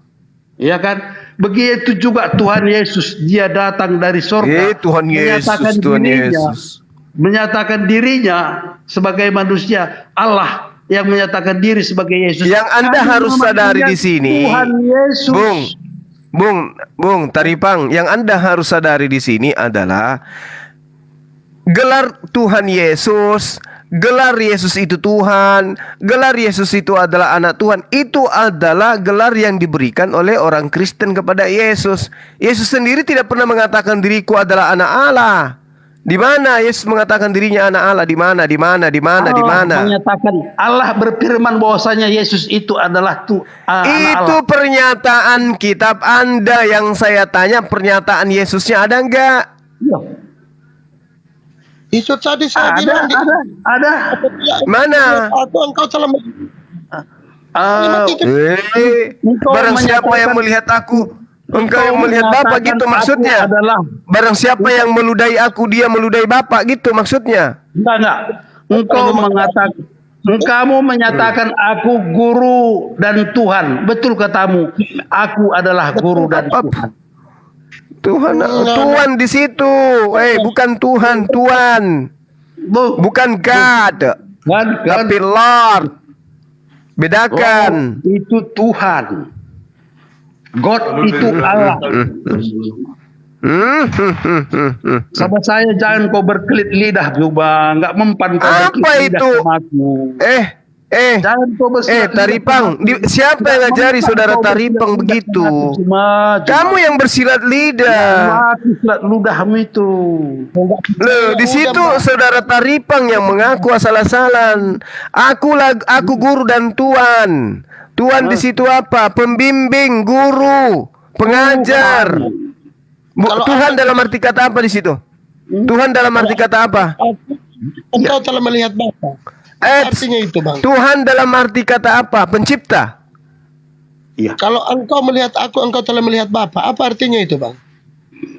Artinya, kalau engkau melihat aku, engkau melihat Bapa, artinya lihat ajaranku. Kenapa? Aku tidak berkata dari diriku sendiri. Ini Apa yang aku Tuhan Yesus katakan. Berarti Bang Bung, waktu Yesus netek ke Bunda Maria, Bapak juga ikut netek dong Bang. Kalau Abang Bung bilang gitu. Soalnya di sekolah minggu saya nggak diajarin gitu Bang. Abang ini gimana sih? Anda tanya. Siapa yang melihat aku sama melihat Bapa? Ini ajaran apa ini? Yesus sendiri mengatakan, Bapa yang mengutus aku, kau tidak bisa mendengarkan suaranya, wajahnya pun tak bisa kau lihat. Loh, ajaran Datang Anda, siapa yang melihat Yesus sama melihat Bapa? Ini ajaran dari mana? Halo, Juma, itu ajaran ajaran Tuhan kami, Alkitab kami. Mau apa kau? Mau apa? Mau luruskan Anda yang memahami kitab Anda sendiri dengan salah gitu. Nabi meluruskan. Nabiku mengatakan Yesus itu utusan Tuhan. Yesus itu Nabi Tuhan. Yesus itu Rasul Tuhan. Dia sudah benar. Tuhan, Nabiku mengatakan Yesus itu utusan Tuhan kepada Bani Israel. Itu udah betul itu. Jelaskan sama kau, Yesus itu utusan Allah dari sorga menjadi Allah yang menjadi manusia. Terus kenapa? Utusan dari Terus kenapa saudara Taripang? Kenapa saudara Taripang sembah kalau sudah tahu dia utusan? Kenapa? Diutus dari surga, bukan diutus dari Diutus dari surga. Kan malaikat juga diutus dari surga, bukan cuma Yesus.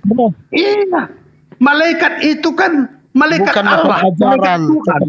Nah, sama Yesus. Yesus juga itu adalah utusan Allah. Yang dulu juga kan di kuburannya seperti gua. Jadi, halo, mana lebih kuat, lebih hebat Jibril daripada Nabi Muhammadmu? Ngaruh kemana-mana. Mana lebih kuat malaikat daripada Yesus? Mana lebih kuat?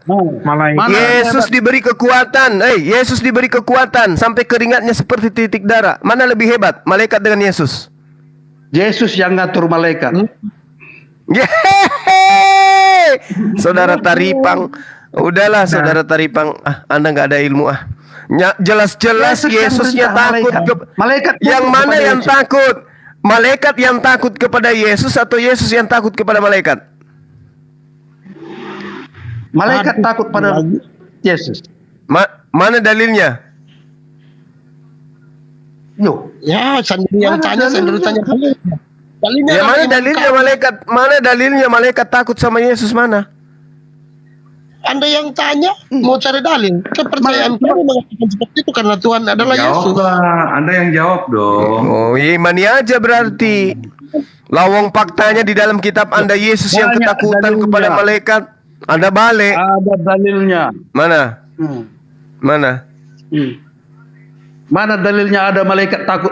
Tuhan Yesus takut sama malaikat. Aduh. Lalu malaikat menampakkan diri kepadanya, memberikan kekuatan kepadanya. Peluhnya bersungguh-sungguh dia dalam peluhnya seperti titik darah. Baca dulu, gimana ayatnya? No. Lanjut. Ada nggak? Bang ayatnya bang. Ada dalilnya, banyak kali dalilnya itu, banyak kali. Di dalam Lukas 22 loh itu diceritakan sangat valid di sana. Baca Oke, satu kami dulu perikop. bertanya. Halo, kami belum bertanya sekali. Lihat aja bertanya. Kalau Al-Quran itu betul wahyu Allah atau tidak? Betul dong. Apa alasannya? Alasannya karena dia sampai hari ini 2000 tahun tidak pernah berubah bahasa aslinya.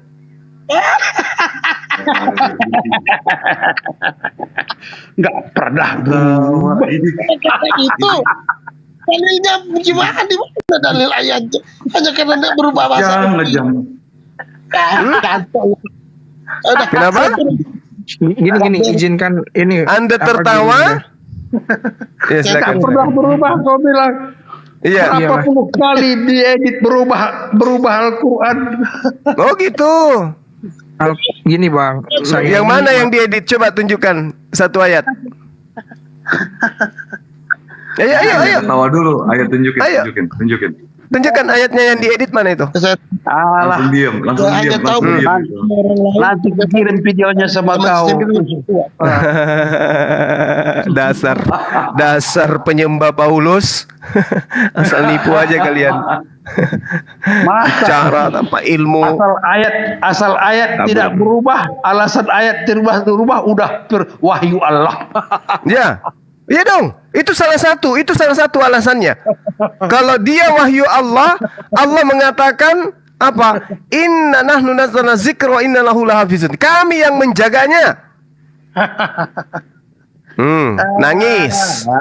Nangis. Padahal banyak berubah, berarti dia bukan wahyu Allah. Mana? Buktikan yang berubah mana?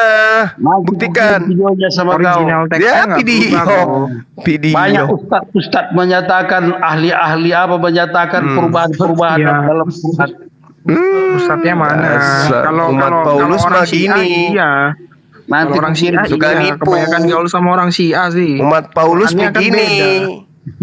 Umat Takia. Halo. KO dia. Jadi kutanya dulu sama kau Juma. Kan tadi sudah barusan. Lanjutnya itu riwayat nabi-nabi Israel di dalam Al-Quran itu apakah wahyu Allah? Ya dong, semua apapun dalam Al-Quran itu adalah wahyu Allah. Termasuk riwayat nabi-nabi Israel. Betul, termasuk. Riwayat hidup nabi-nabi. Iya, termasuk. Apapun yang diceritakan Al-Quran itu semuanya adalah kebenaran. Oh, berarti Allah kalian meriwayatkan, mewahyukan riwayat nabi-nabi mulai dari Musa, Nabi Adam, Musa, diwahyukan ya kepada Muhammad. Ya. Tidak semuanya diwahyukan. Sebagian aja. Loh. Jadi dari mana? Tapi tadi kau bilang diwahyukan.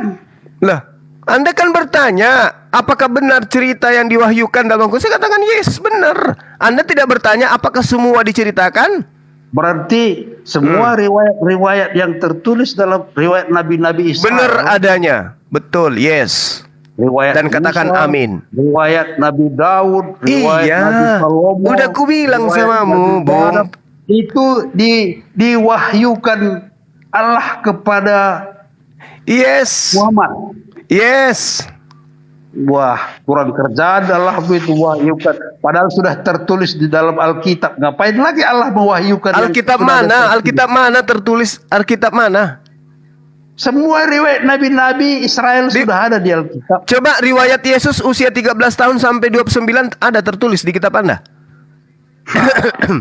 Itu halo. Itu membuktikan bahwasanya para penulis penulis Injil menuliskan apa yang mereka saksikan dan apa yang mereka lihat. Oh, Yang berarti menulis Injil usia 13 tahun sampai 29 tidak ada yang menyaksikan Yesus.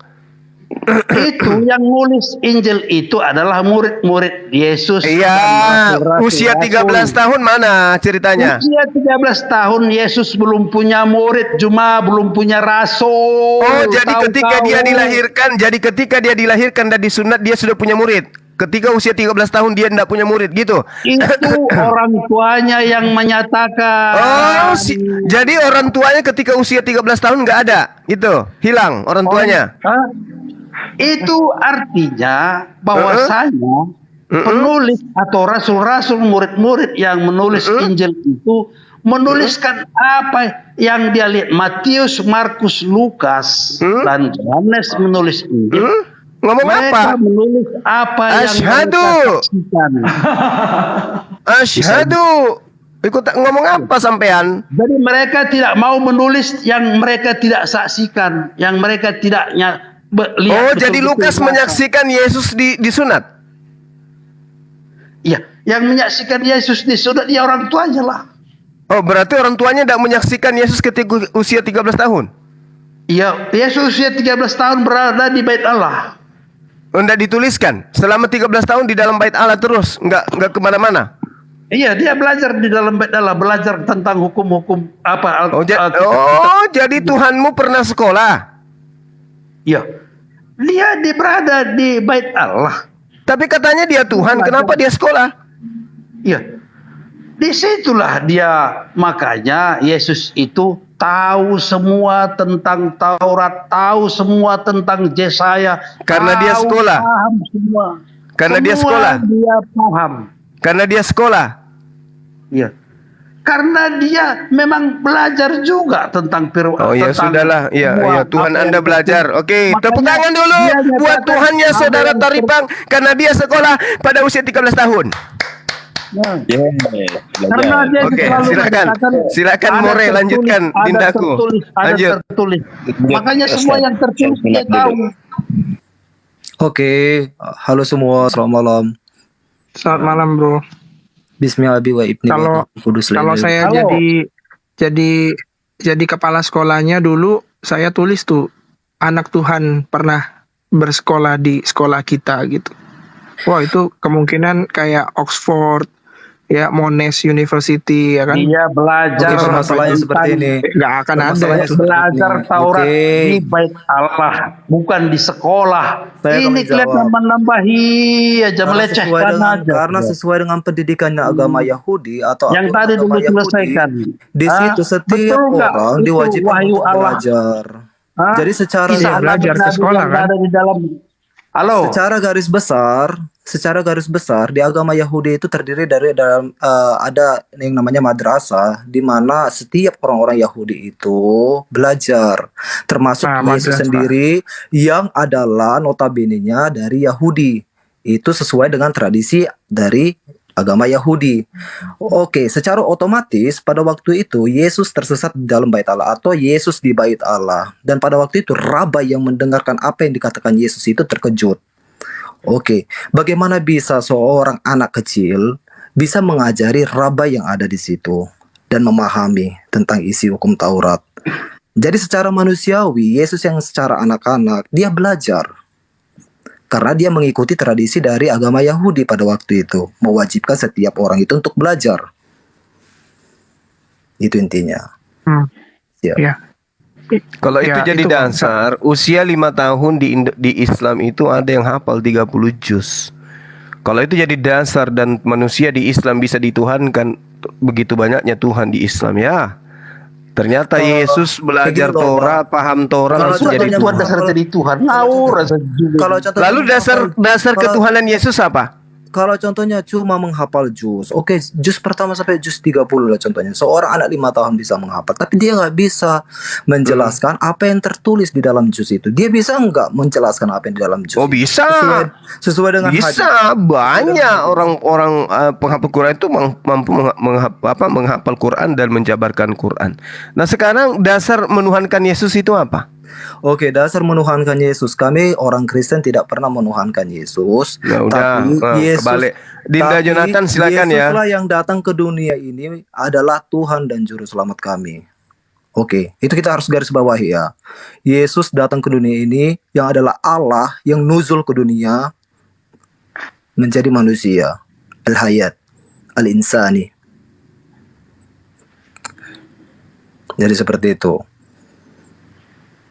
Betapa bangganya. Bukan Betapa bangganya dulu bukan kekristenan murid- yang mengangkat Yesus menjadi Allah ya. Itu harus kita balikkan. Oleh sebab itu di dalam Al-Quran sendiri tertulis bahwasanya kafirlah orang-orang yang menyebutkan Isa putra Maryam adalah bagian dari Allah Tritunggal itu sendiri toh. Sedangkan di dalam Al-Quran sendiri itu untuk pemahaman tentang Tritunggal itu ngawur. Karena apa? Di dalam Al-Quran tertulis bahwasanya yang dijadikan Tritunggal itu Allah Bapa atau Yesus dan Siti Maryam. Yang tercatat di dalam sejarah gereja ada di dalam sejarah gereja ajaran Koleredenisme. Itu di abad ke-4 sampai ke abad ke-7 yang tersebar di Arab. Ajaran ini dicatat oleh Epifanius dari Salamis di dalam bukunya yang berjudul Panarion. Jadi ada juga yang namanya Ebionisme. Ebionisme juga tertulis di dalam Al-Quran. Jadi Ebionisme sendiri ini adalah ajaran Gnostik yang mengakui Yesus itu adalah manusia, tapi mengakui dan mengangkat Yesus itu sebagai Tuhan. Dan ini yang dikutuk oleh gereja. Jadi Ebionisme juga tertulis di dalam Al-Quran. Dan pada waktu itu kalangan dari Ebionisme ini sudah berada di Arab pada waktu itu. Jadi kita harus bisa mengerti terhadap sejarah pada waktu itu. Apa-apa aja sih ajaran-ajaran bidat yang tersebar di dunia Arab sana. Seperti itu. Siap. Saya boleh nanggapi nggak? Boleh.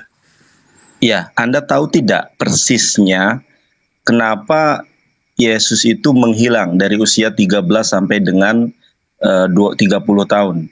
30 Oke, tahun oke. baru saya belum selesai. Oke. Nah, Yesus itu kan menghilang dari usia 12 sampai 30 tahun, kemudian muncul di dalam Lukas 4 sama dengan Matius 4 di usia 30 tahun ketika dia dicobai di padang gurun.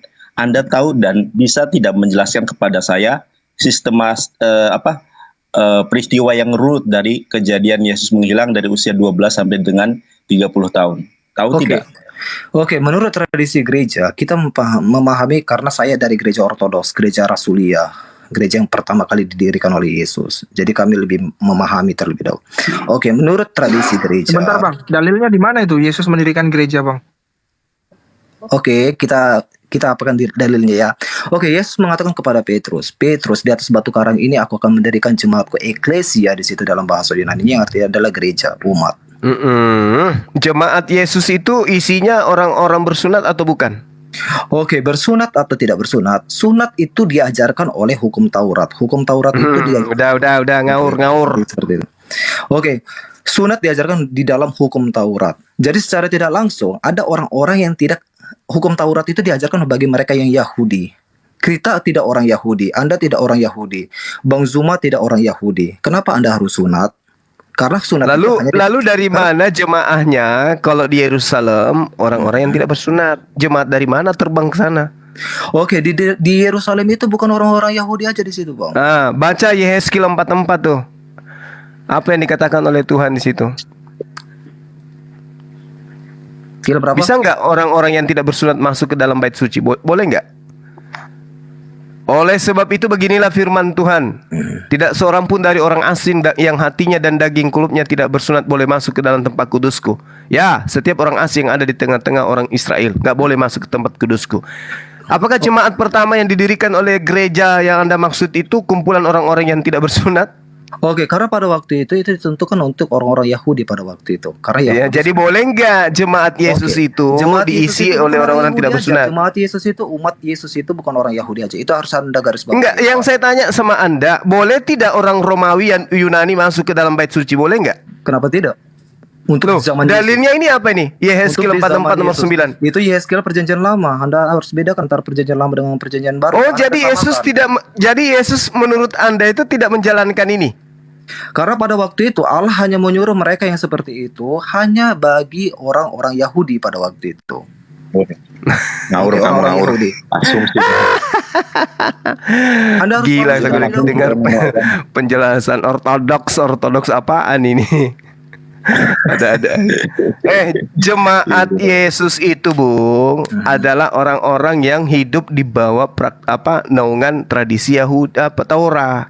Jangan kau tambah-tambahkan, jangan kau kurangi. Gitu loh. Terus kenapa kamu katakan Yesus mendirikan gereja? Yesus itu cuma pengikut Yesus itu. Cuma pengikut Siapa yang ngajarin? Siapa yang mengajarin Anda bahwa jemaat gereja pertama itu Yesus yang dirikan? Di mana itu? Sementara di dalam catatan Lukas menurut penyelidikannya dia gerejaku di atas batu karang ini aku mendirikan Petrus di atas batu karang ini aku mendirikan gereja. Aduh, ortodok santai dulu, sabar, satu-satu dulu. Ortodok kesasar. Ngawur Anda harus pelajari terlebih dahulu bahasa asli di situ adalah eklesias. Jadi eklesia di situ adalah jemaat atau umat atau di secara rangkum. Saya paham itu majelis jemaat yang didirikan di Petrus buat itu. Dengarkan. Paulus sendiri di dalam Galatia 2 jelas sekali mengatakan Petrus diutus kepada jemaat-jemaat bersunat. Iya. Oke. Kisah Para Rasul 21 nomor 28. Hai orang-orang Israel, tolong inilah orang di mana-mana mengajar semua orang untuk menentang bangsa kita dan menentang hukum Taurat dan tempat ini. Dan sekarang ia membawa orang-orang Yunani pula ke dalam bait Allah dan menajiskan bait suci kita ini. Gimana tuh? Tapi Anda melupakan Paulus. Justru Yesus meminta murid-muridnya agar waspada kepada Paulus. Kenapa? Kenapa? Ya kenapa? Karena Paulus mengajarkan sesuatu yang bertentangan dengan hukum Taurat. Oh, Paulus bertentangan mengajarkan sesuatu yang bertentangan dengan hukum Taurat. Yes, Salah satunya. yes. Paulus mengatakan hukum Taurat itu adalah sampah. Di mana ayatnya? Biar saya pelajari. Filipi 3 nomor 8. Oke, Filipi 3. Kalau masih kurang nanti bilang, beta suapin. Mantap. Tunggu, saya lagi di luar sebenarnya ini. Jadi kalau di luar Bibelnya lupa. Oke.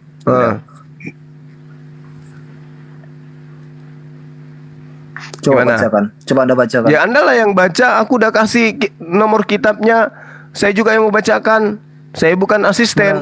Mana tahu kan Alkitab kamu berbeda dengan Alkitab saya. Ya boleh jadi. Betul, boleh jadi. Iya, karena dia bilang kata Rasul Paulus toh di Galatia 1:9, jika ada seseorang atau malaikat yang menawarkan dari apa yang kami tawarkan, apa yang kami ajarkan, terkutuklah mereka. Nah, itulah bukti bahwasanya pada zaman Paulus itu sudah banyak Injil bertebaran. Iya, memang. Ngerti? Iya, itu yang diadopsi sama sebelah toh. Ya, sama apa? Sebelah. Terus apa yang menjadi acuan membenarkan ini Injil benar, ini Injil yang salah? Oke, menjadi acuan adalah kita mengenal namanya kitab apokrifa. Oke, seperti Iya, contohnya. dari siapa yang menentukan itu apokrifa, itu kanonik atau yang manapun itu, yang menentukan siapa? Gereja memiliki otoritas. Oh, gereja. Gereja memiliki Oke, otoritas. udah. Kembali ke Filipi 3 nomor 8. Balik sampah lagi. Oke, Orang gereja itu pernah face to face ketemu Yesus nggak sih? Nggak Tapi pernah Yesus kan? sendiri pendiri gereja toh. Nah itu mulai lagi ngarang bebas. Tapi apa Mana ada jaminannya? Paulus Bukan Yesus dirikan gereja. Hai, Yesus mendirikan bait suci aja nggak pernah, apalagi gereja. Ada aja ngomong. Oke, Filipi 3 nomor jangan 8 tuh baca diartikan tuh. secara literal ketika Yesus mengatakan aku akan merobohkan bait Gereja itu tempatnya orang-orang yang melegalkan menyembah anak Maria. Orang-orang yang tidak bersuci. Orang-orang yang tidak membersihkan diri dari janabah. Orang-orang yang Kami tidak mencucikan bersunat. diri. Kami mencucikan diri. Mensucikan diri apanya yang disucikan? Kami mentahirkan diri. Mentahirkan diri dengan cara apa? Berwudu. Berwudu. Oh, berarti Anda mengikuti Islam wudu. Bukan. Bukan. Ikut siapa wudu? Karena tradisi Islam itu Tradisi wudu yang Anda ikuti siapa? itu dari Yahudi, Bapak. Kalau Bapak pelajar sejarah itu dari Yahudi berwudu. Oh, Yahudi. Iya. Gimana tuh ceritanya wudunya Yahudi? Gimana ceritanya wudunya Yahudi? Pelajarilah. Oh, gitu. Tapi Anda lebih paham toh? Ya, baca aja Filipi 3 nomor 8 dulu. Bahwa Paulus pendiri agamamu itu mengatakan bahwa hukum Tuhan itu adalah sampah. Apa? Filipus berapa? Filipi berapa? Filipi 3 nomor 8. Dinda Yonatan boleh nggak dilanjut ini? 3 berapa? 38 ya? 38. Filipi 3 nomor 8. Filipi 3 nomor 8 ya, ayat 8. Iya. Malahan segala sesuatu ku anggap rugi karena pengenalan akan Kristus Yesus Tuhanku lebih mulia daripada semuanya. Oleh karena dialah aku telah melepaskan semuanya itu dan menganggap sampah supaya aku memperoleh Kristus. Kok kitabnya aturan Tuhannya kok dibilang sampah sama Paulus? Kenapa? Hukum Karena Taurat Kristus sudah kok dibilang sampah sama Paulus? Karena Kristus adalah Tuhan toh. Dia adalah Tuhan yang menggenapi apa yang ditulis dalam hukum Taurat. Oke, ketika para rasul bertanya kepada Yesus, Guru, hukum manakah yang paling terutama? Dan yang paling utama, itu kata Kasihlah Tuhan Allahmu dengan segenap hatimu dan kasihlah sesama manusia. Udah. Dengan cara apa manusia itu diajarkan mengasihi Allah? Dengan cara apa? Oke, bagaimana kita mengasihi Allah? Karena Allah itu adalah kasih. Oke, kita mengenal Allah di dalam Yesus Kristus. Ketika kita percaya Yesus Kristus adalah Tuhan kita, Putra Allah itu sendiri, Ibnu Allah. Dinda Jonathan boleh lanjut nggak nih? Oh iya. Gimana? PR saya belum selesai soalnya. Iya, silakan Dinda. Nggak apa-apa, tenang aja, santai itu. Silakan. Iya, Saya rehat sejenak ya. Silakan. Jangan keluar ya, bentar aja. Bang Zuma itu hampir 2 jam itu, capek dia lah. Iya, gantian aja. Ini saya selingannya ya, Mungkin saya tidak akan. Wahyu Allah tadi, Quran itu wahyu Allah tadi. Belum selesai. Oh ya, Satu saya mau orang bertanya ngelawan, mengenai tentang saya hitung ya, satu orang ngelawan 6 orang tadi itu. Bang Zuma 6 orang, dia sendiri itu. Buset. Halo coba. Halo Pak coba. gantian. Orang Jangan. lagi istirahat sama saya aja bang, Tarigan. Ah. Oke. Lanjut Bang, lanjut Bang. Bang Yonatan, Bang Nandar. Silakan. Halo. Ya siapa nih? Saya mah nggak mau berantakan, harus Oke, tertib. bicara aja Sama langsung bang. Bicara aja langsung. Iya apa bang oke. Tarigan? Mau apa? Abang mau Halo. apa? Oke, satu Bang, satu sebentar. Di sini jangan ada motong-motong pembicaranya selama belum ada kata silakan dari Bang Nandar ataupun dari pihak yang lain. Itu nggak boleh ada ngomong. Oke? Saya minta tolong biar teratur pembicaraan kita. Soalnya Bang Nandar ini memberikan data-data itu otentik. Dia nggak pernah asumsi. Lanjut yang lainnya. Ya, silakan Bang Nandar. Oke. Terima kasih ya. Ya, saya ingin bertanya nih, Yesus itu Tuhan atau makhluk sih? Siapa nih yang mau sama saya? Ortodok Rusia ya, silakan. Oke. Saya bisa bertanya balik enggak? Allah itu Tuhan atau makhluk sih?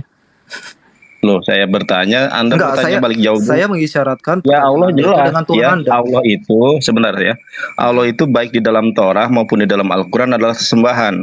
Kita bisa lihat di dalam Sefer Shemot, Verek Eshrim, Mispar Staim, Anoki Adonai Eloheha. Adonai. Aku ini adalah Allah, ya Tuhan kalian semua. Begitupun di dalam Al-Quran surat Toha ayat ke-14, Innani annallahu la ilaha illa anna, fa'budni wa aqimis sholata li zikri. Aku ini adalah Allah. Tidak ada sesembahan yang berhak disembah melainkan hanya aku saja. Ya, aqimis sholat, dirikanlah sholat li zikri untuk mengingat aku. Nah, kembali ke pertanyaan saya.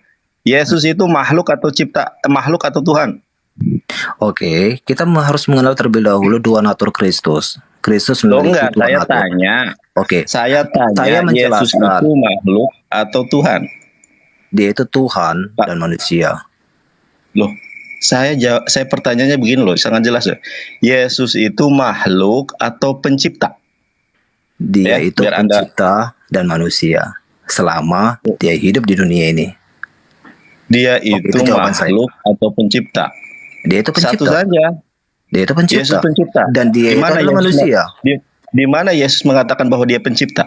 Kalau Oke, kalau oke, dinyatakan Yesus adalah makhluk, Anda coba baca Wahyu 3:14. Tapi ketika Anda mengatakan bahwa Yesus adalah pencipta, di mana dasarnya? Coba tunjukkan ayat bahwa Yesus adalah pencipta. Silakan. Oke, mungkin di dalam Kejadian 1 ayat 1 sampai 3 itu udah tertulis. Kejadian 1, Anda jangan bohongi. Saya tunjukkan bahasa Ibraninya. Tidak Oke, ada dari di dalam Shibara Elohim. Ya, tidak ada di Ya, dalam tahu. Kejadian 1 itu Yesus, itu Allah, itu Hashem, itu Adonai. Anda Iya, jangan mau Hashem. itu punya. Tapi di Iya, situ itu ada bukan firman, Yesus. berfirmanlah Allah, berfirmanlah Loh, Hashem, Berfirman Allah berfirmanlah mana Adonai. ada? Anda Yohanes 1 ayat 1 pada pertanyaan mulanya enggak, adalah gini. firman. Pertanyaan yang sangat mudah saja. Oke, Ya, itu jawaban yang sangat mudah saya kasih di tahu. manakah dalil kalau Yesus itu pencipta? Ingat, Saya kasih Yesus itu dalil, baru muncul Kejadian 2000 1 tahun yang sampai lalu. 3 mengatakan pada mulanya Harusnya Allah menciptakan Anda- langit dan bumi. Enggak, Berfirmanlah harusnya Anda- Allah. Aduh. Berfirmanlah Allah. Yohanes Iya, di 1 mana ayat 1 dalilnya? mengatakan Itu pada mulanya bukan adalah Yesus. firman. Firman itu adalah Bingungan ya? Allah. Firman itu Itu berfirman kamu dengan Allah, dan kebingungan firman itu jawabnya adalah ya? Allah. Bingung Oke, nih. bukan Saya bingung. tunjukkan aja dalilnya. Ini saya kasih Bukan contoh bingung. dalil ya. Ini dalil, ini bukti Di otentik, situ Allah data otentik. berfirman. Anda Di cuma kejadian ngomong itu Allah doang. berfirman. Allah Ya. berfirman. Hashem Saya kasih berfirman. contoh. Enggak ada itu Yesus, Di itu situ Allah, itu bukan berfirman. Yesus. Yohanes 1 ayat 1 mengatakan pada mulanya adalah firman. Firman itu bersama-sama dengan Allah dan firman itu adalah Allah. Aduh, kamu nggak bisa. Gantian. Sekarang Bang Nandar coba buktikan datanya Bang Nandar. Tolong Bang Nandar. Ya. Biar dia Oke diam. ya. Kalau misalnya Wahyu 3:14 sangat jelas di situ bahwa Yesus adalah makhluk. Makanya kalau mau Anda selamat, jangan menyembah makhluk. Saya tunjukkan ya datanya ya. Bentar. Ya, saya buka kamera ya. Teman-teman perhatikan ya. Wahyu 3:14. Dan tuliskanlah kepada malaikat jemaat di Laodikia, inilah firman dari Amin, saksi yang setia dan benar, permulaan dari ciptaan Allah. Sangat jelas di sini bahwa Amin, di mana konsensus orang Kristen, Amin ini adalah Yesus, adalah ciptaan Allah. Nah, pertanyaan saya, ketika Anda mengatakan bahwa Yesus pencipta, dasarnya mana? Tidak ada di situ Yesus pencipta. Inilah yang membuat Anda tersesat. Saya kasih Oke. satu Kepada contoh malaikat lagi. jemaat di Sebentar. Laodikia tulislah Bentar. begini. Inilah pesan dari Iya. Sang Amin. Sang Amin. Oke, Loh, sang enggak, itu enggak, digunakan. ini. Oke, kita harus menggunakan bahasa Indonesia di situ. Sang di situ ada tertulis Sang Amin. Mana sang, Saksi yang mana setia dan sang. benar. Nih, coba perhatikan nih. Saya bacakan ya. Ini jangan membohongi Anda. Dan tuliskanlah kepada malaikat jemaat di Laodikia. Inilah firman dari Amin, saksi yang setia dan benar, permulaan dari ciptaan Allah. Jadi si Amin ini adalah permulaan dari ciptaan Allah. Makanya saya katakan Yesus itu pencipta atau ciptaan. Ternyata Yesus itu ciptaan. Kenapa Anda semua memperberhalakan manusia sehingga Anda menyembah ciptaan? Justru yang harusnya Anda sembah adalah Allah. Saya tunjukkan satu dalil lagi ya. Kisah Para Rasul 13. Nih. Kisah Para Rasul 13 Kisah Para Rasul 3 ayat ke-13 ya. Nih perhatikan nih. Nah, nih perhatikan ya. Kisah Para Rasul 3 ayat 13. Allah Abraham, Ishak, Yakub. Allah nenek moyang kita yang telah memuliakan hambanya, yaitu Yesus yang kamu serahkan. Baik di dalam Kisah Para Rasul 3 ayat 13 maupun di dalam Wahyu 3 ayat ke-14 mengindikasikan kepada Anda dan kita semua bahwa Yesus itu adalah makhluk, Yesus itu adalah hamba. Sekarang pertanyaan saya, ketika Anda mengatakan bahwa Yesus pencipta, di mana ayatnya di dalam Perjanjian Baru bahwa Yesus itu adalah sang pencipta? Oke, Kalau Yesus kalau Yesus ciptaan itu ada jelas ayatnya. Oke, kita lanjutkan mengenai tentang kayak permulaan atau segala ciptaan. Kristus adalah permulaan dari segala ciptaan. Kita harus tahu itu. Ini menyatakan Kristus bukan ciptaan, bukan materi yang terbebas, bukan sejenis materi. Ia berada di segala materi yang terbatas. Ayatnya Bukan jelas. sejenis materi. Ia berada di atas segala materi atau melintasi Suara saya materi. kedengaran Ia nggak adalah nih? permulaan dari segala ciptaan. Ia adalah Mana ayat, Amin, bro? saksi yang setia Yang dan benar. mengatakan bahwa Yesus itu adalah dimensi, Yesus itu adalah ini dan itu. Di mana dasarnya? Kalau saya mengatakan bahwa Yesus bahasa adalah aslinya di situ hamba, digunakan apa? Bahasa aslinya di situ arki. Anda Suara bisa saya kedengaran Arki. nggak, sahabat-sahabat? loh, arki itu apa? Arki Loh, Anda sebagai jangan permulaan membohongi atau saya. sumber. Saya tunjukkan dalam bahasa Yunaninya kalau memang Anda katakan bisa. Nih, saya tunjukkan ya. Monamin martis opiatos. Enggak. Oke, habis Gini, saya tunjukkan penjelasan ayatnya. di Iya, dalam saya sudah Yonatan baca. kita tutup ya, Ya sahabat. enggak, jangan bohongi saya. Saya bahasa Yunani juga bisa Karena loh. saya harus Iya, coba istirahat tunjukkan nih. sejenak. Saya tunjukkan Habis ya itu ayatnya baru ya. nonton Maroko, habis itu besok Saya tunjukkan kepada kamu ya. pendidikan lagi Oke. gitu ya. Ya. Nah, silakan baca. Kecil sekali saya pakai cellphone. Tuh, besar ya. Keto Apa? agelo. Oke. Terus apa? Agelo. Enggak usah kayak anak SD, udah saya punya sendiri. Lo punya sendiri, bacaanmu salah gitu loh. Makanya kalau ndak bisa ngomong ndak bisa. Saya bacakan buat kamu. Itu pakai apa kamu? Jangan buat? loh. Itu apa Anda itu? nggak bisa baca, ngaku Itu bisa. pakai Gini apa loh. Itu kamu buat. Loh. Itu Alkitab. Ini the online Greek Bible, ini Oke, Codex the online Vaticanus, Greek Bible. Codex Sinaiticus. Oke, dia online. Makanya kalau nggak bisa, kamu jangan bohongi. Nih, saya kasih tahu kamu bacaannya. Kamu bisa apa enggak? Bisa lah. Baca dulu Bang Kamu bisa Nathan. apa enggak? Bisa lah. Gak bisa Pak Guru. Coba baca Bang. Nah, kalau kamu Enggak, suruh ini kodek si ortodok ini suruh baca dulu. Ya, coba kamu bisa baca enggak? Jangan bohongi saya bisa baca. Oke, kita baca ya. Kita harus telah terlebih dahulu di situ satu-satu katanya. Oke. Anda Keto lihat. agelo. Hah? Gitu. Aduh, salah itu. Oke. Makanya kalau nggak bisa saya ajari Anda baca. Anggelo. Loh. Apa? Udah. Kamu lihat Bubble Hub. Saya tunjukkan aja ini nih bacaannya ya. Nggak usah. Kayak video Anda Udah ngomong aja ortodok nggak bisa baca, udah jujur aja, udah jujur, udah Kayak selesai. video Anda tuh yang mengatakan Jujur nggak bisa baca, udah selesai, biar dibacain Bang Nandar. Udah diam dulu ya. Biar saya bacakan. Silakan Bang Nandar. Ya. Baca. Saya bacakan ya. Baca. Kaito Angelo, bukan Agelo di situ. Sebentar ya, kalau saya bacakan diam. Tadi kamu suruh baca, malah kamu nggak bisa. Oke. Sekarang kamu mau baca nggak? Oke, baca. Nih, saya bacakan ya. Kaito Angelo tes en la. Tuh. Gimana sih Bukan saya kai, bacakan malah K. kamu ngalelewe? Ya udah kamu bacalah. Coba Bang biarin dulu Bang dia baca Bang. Kayak dia bisa ngajarin kita Bang. Oke, baca. Coba kamu baca. Baca. Coba. Mudah kamu baca. Nggak, kamu baca. Tadi kan kamu coba baca. Iya. Saya bahkan belajar sama kamu. Benar, kalau bisa baca itu. Nggak bisa baca, kamu sok-sok. Udah coba bacalah. Tadi si ortodok bacanya gini, Kamu baca tadi apa nih? Enggak. Saya belajar saya. Saya akan belajar lagi sama kamu. Coba. Makanya kalau nggak bisa jangan membohongi. Kamu tuh asumsi dari awal itu. Ini kayak mana? Mengatakan Yesus itu. Coba baca. Apa? Udah, nyerah. Coba baca, jangan ketawa. Aku nyerah, aku udah tahu. Ya, jangan ketawa. Oke. Oke, saya baca ya.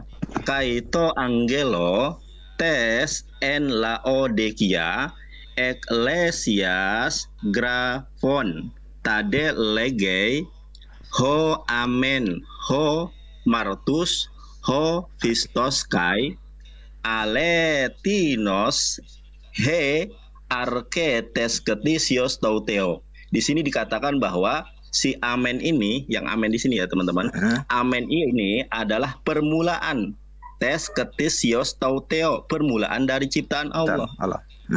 Nah, tadi kamu mengatakan arke ini permulaan. Oke. Dari ciptaan. Arke itu memiliki 4 arti. Arke itu memiliki 4 arti. Sebagian.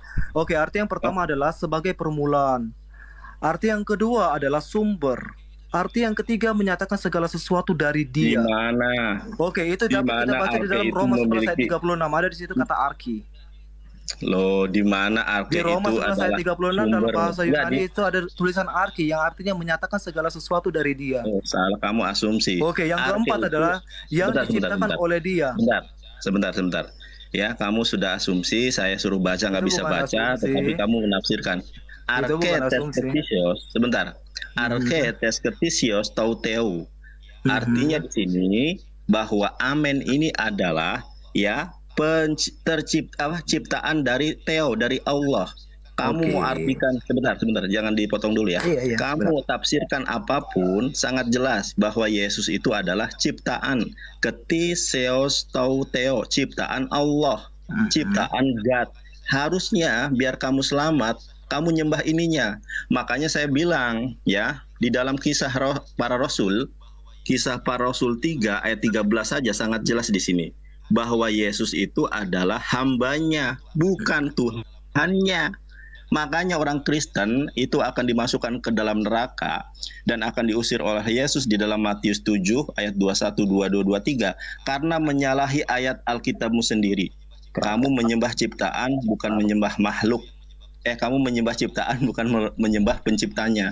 Itu yang menyebabkan kalian masuk neraka. Bahkan di dalam Al-Quran sudah dijelaskan ya, bahwa siapapun yang menyebut Yesus Tuhan itu akan masuk neraka dan telah kafir. Laqad kafarul ladzina qalu innallaha huwal masih. Oke, sahabat-sahabat sekalian, sekira cukup ya teman-teman. Karena sudah sangat terang sekali apa yang dijelaskan oleh saudara kita Akhi Nandar terkait dengan Yesus itu adalah ciptaan, gitu ya. Dan saya pun minta maaf ketika ada kata-kata saya yang kurang berkenan dari sejak awal pertemuan tadi sampai sekarang. Yang pada intinya kemudian apa yang saya sampaikan itu berdasar terhadap apa yang ada di dalam Bible.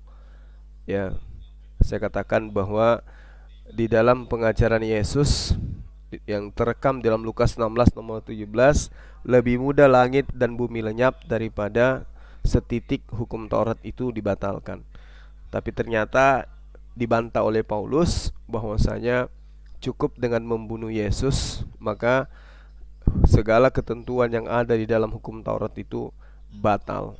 Ya, di sini kita sudah bisa melihat betapa jauh tersesatnya ajaran yang kemudian mengatasnamakan pengikut Yesus. Begitu ya teman-teman, terima kasih banyak dan mohon maaf ketika ada kalimat atau kata yang kurang berkenan, dan terima kasih atas kebersamaan Anda semua. Kita doakan mudah-mudahan apa yang menjadi niatan kita itu memberikan yang terbaik terhadap umat ini itu bisa diijabah oleh Allah Subhanahu wa taala.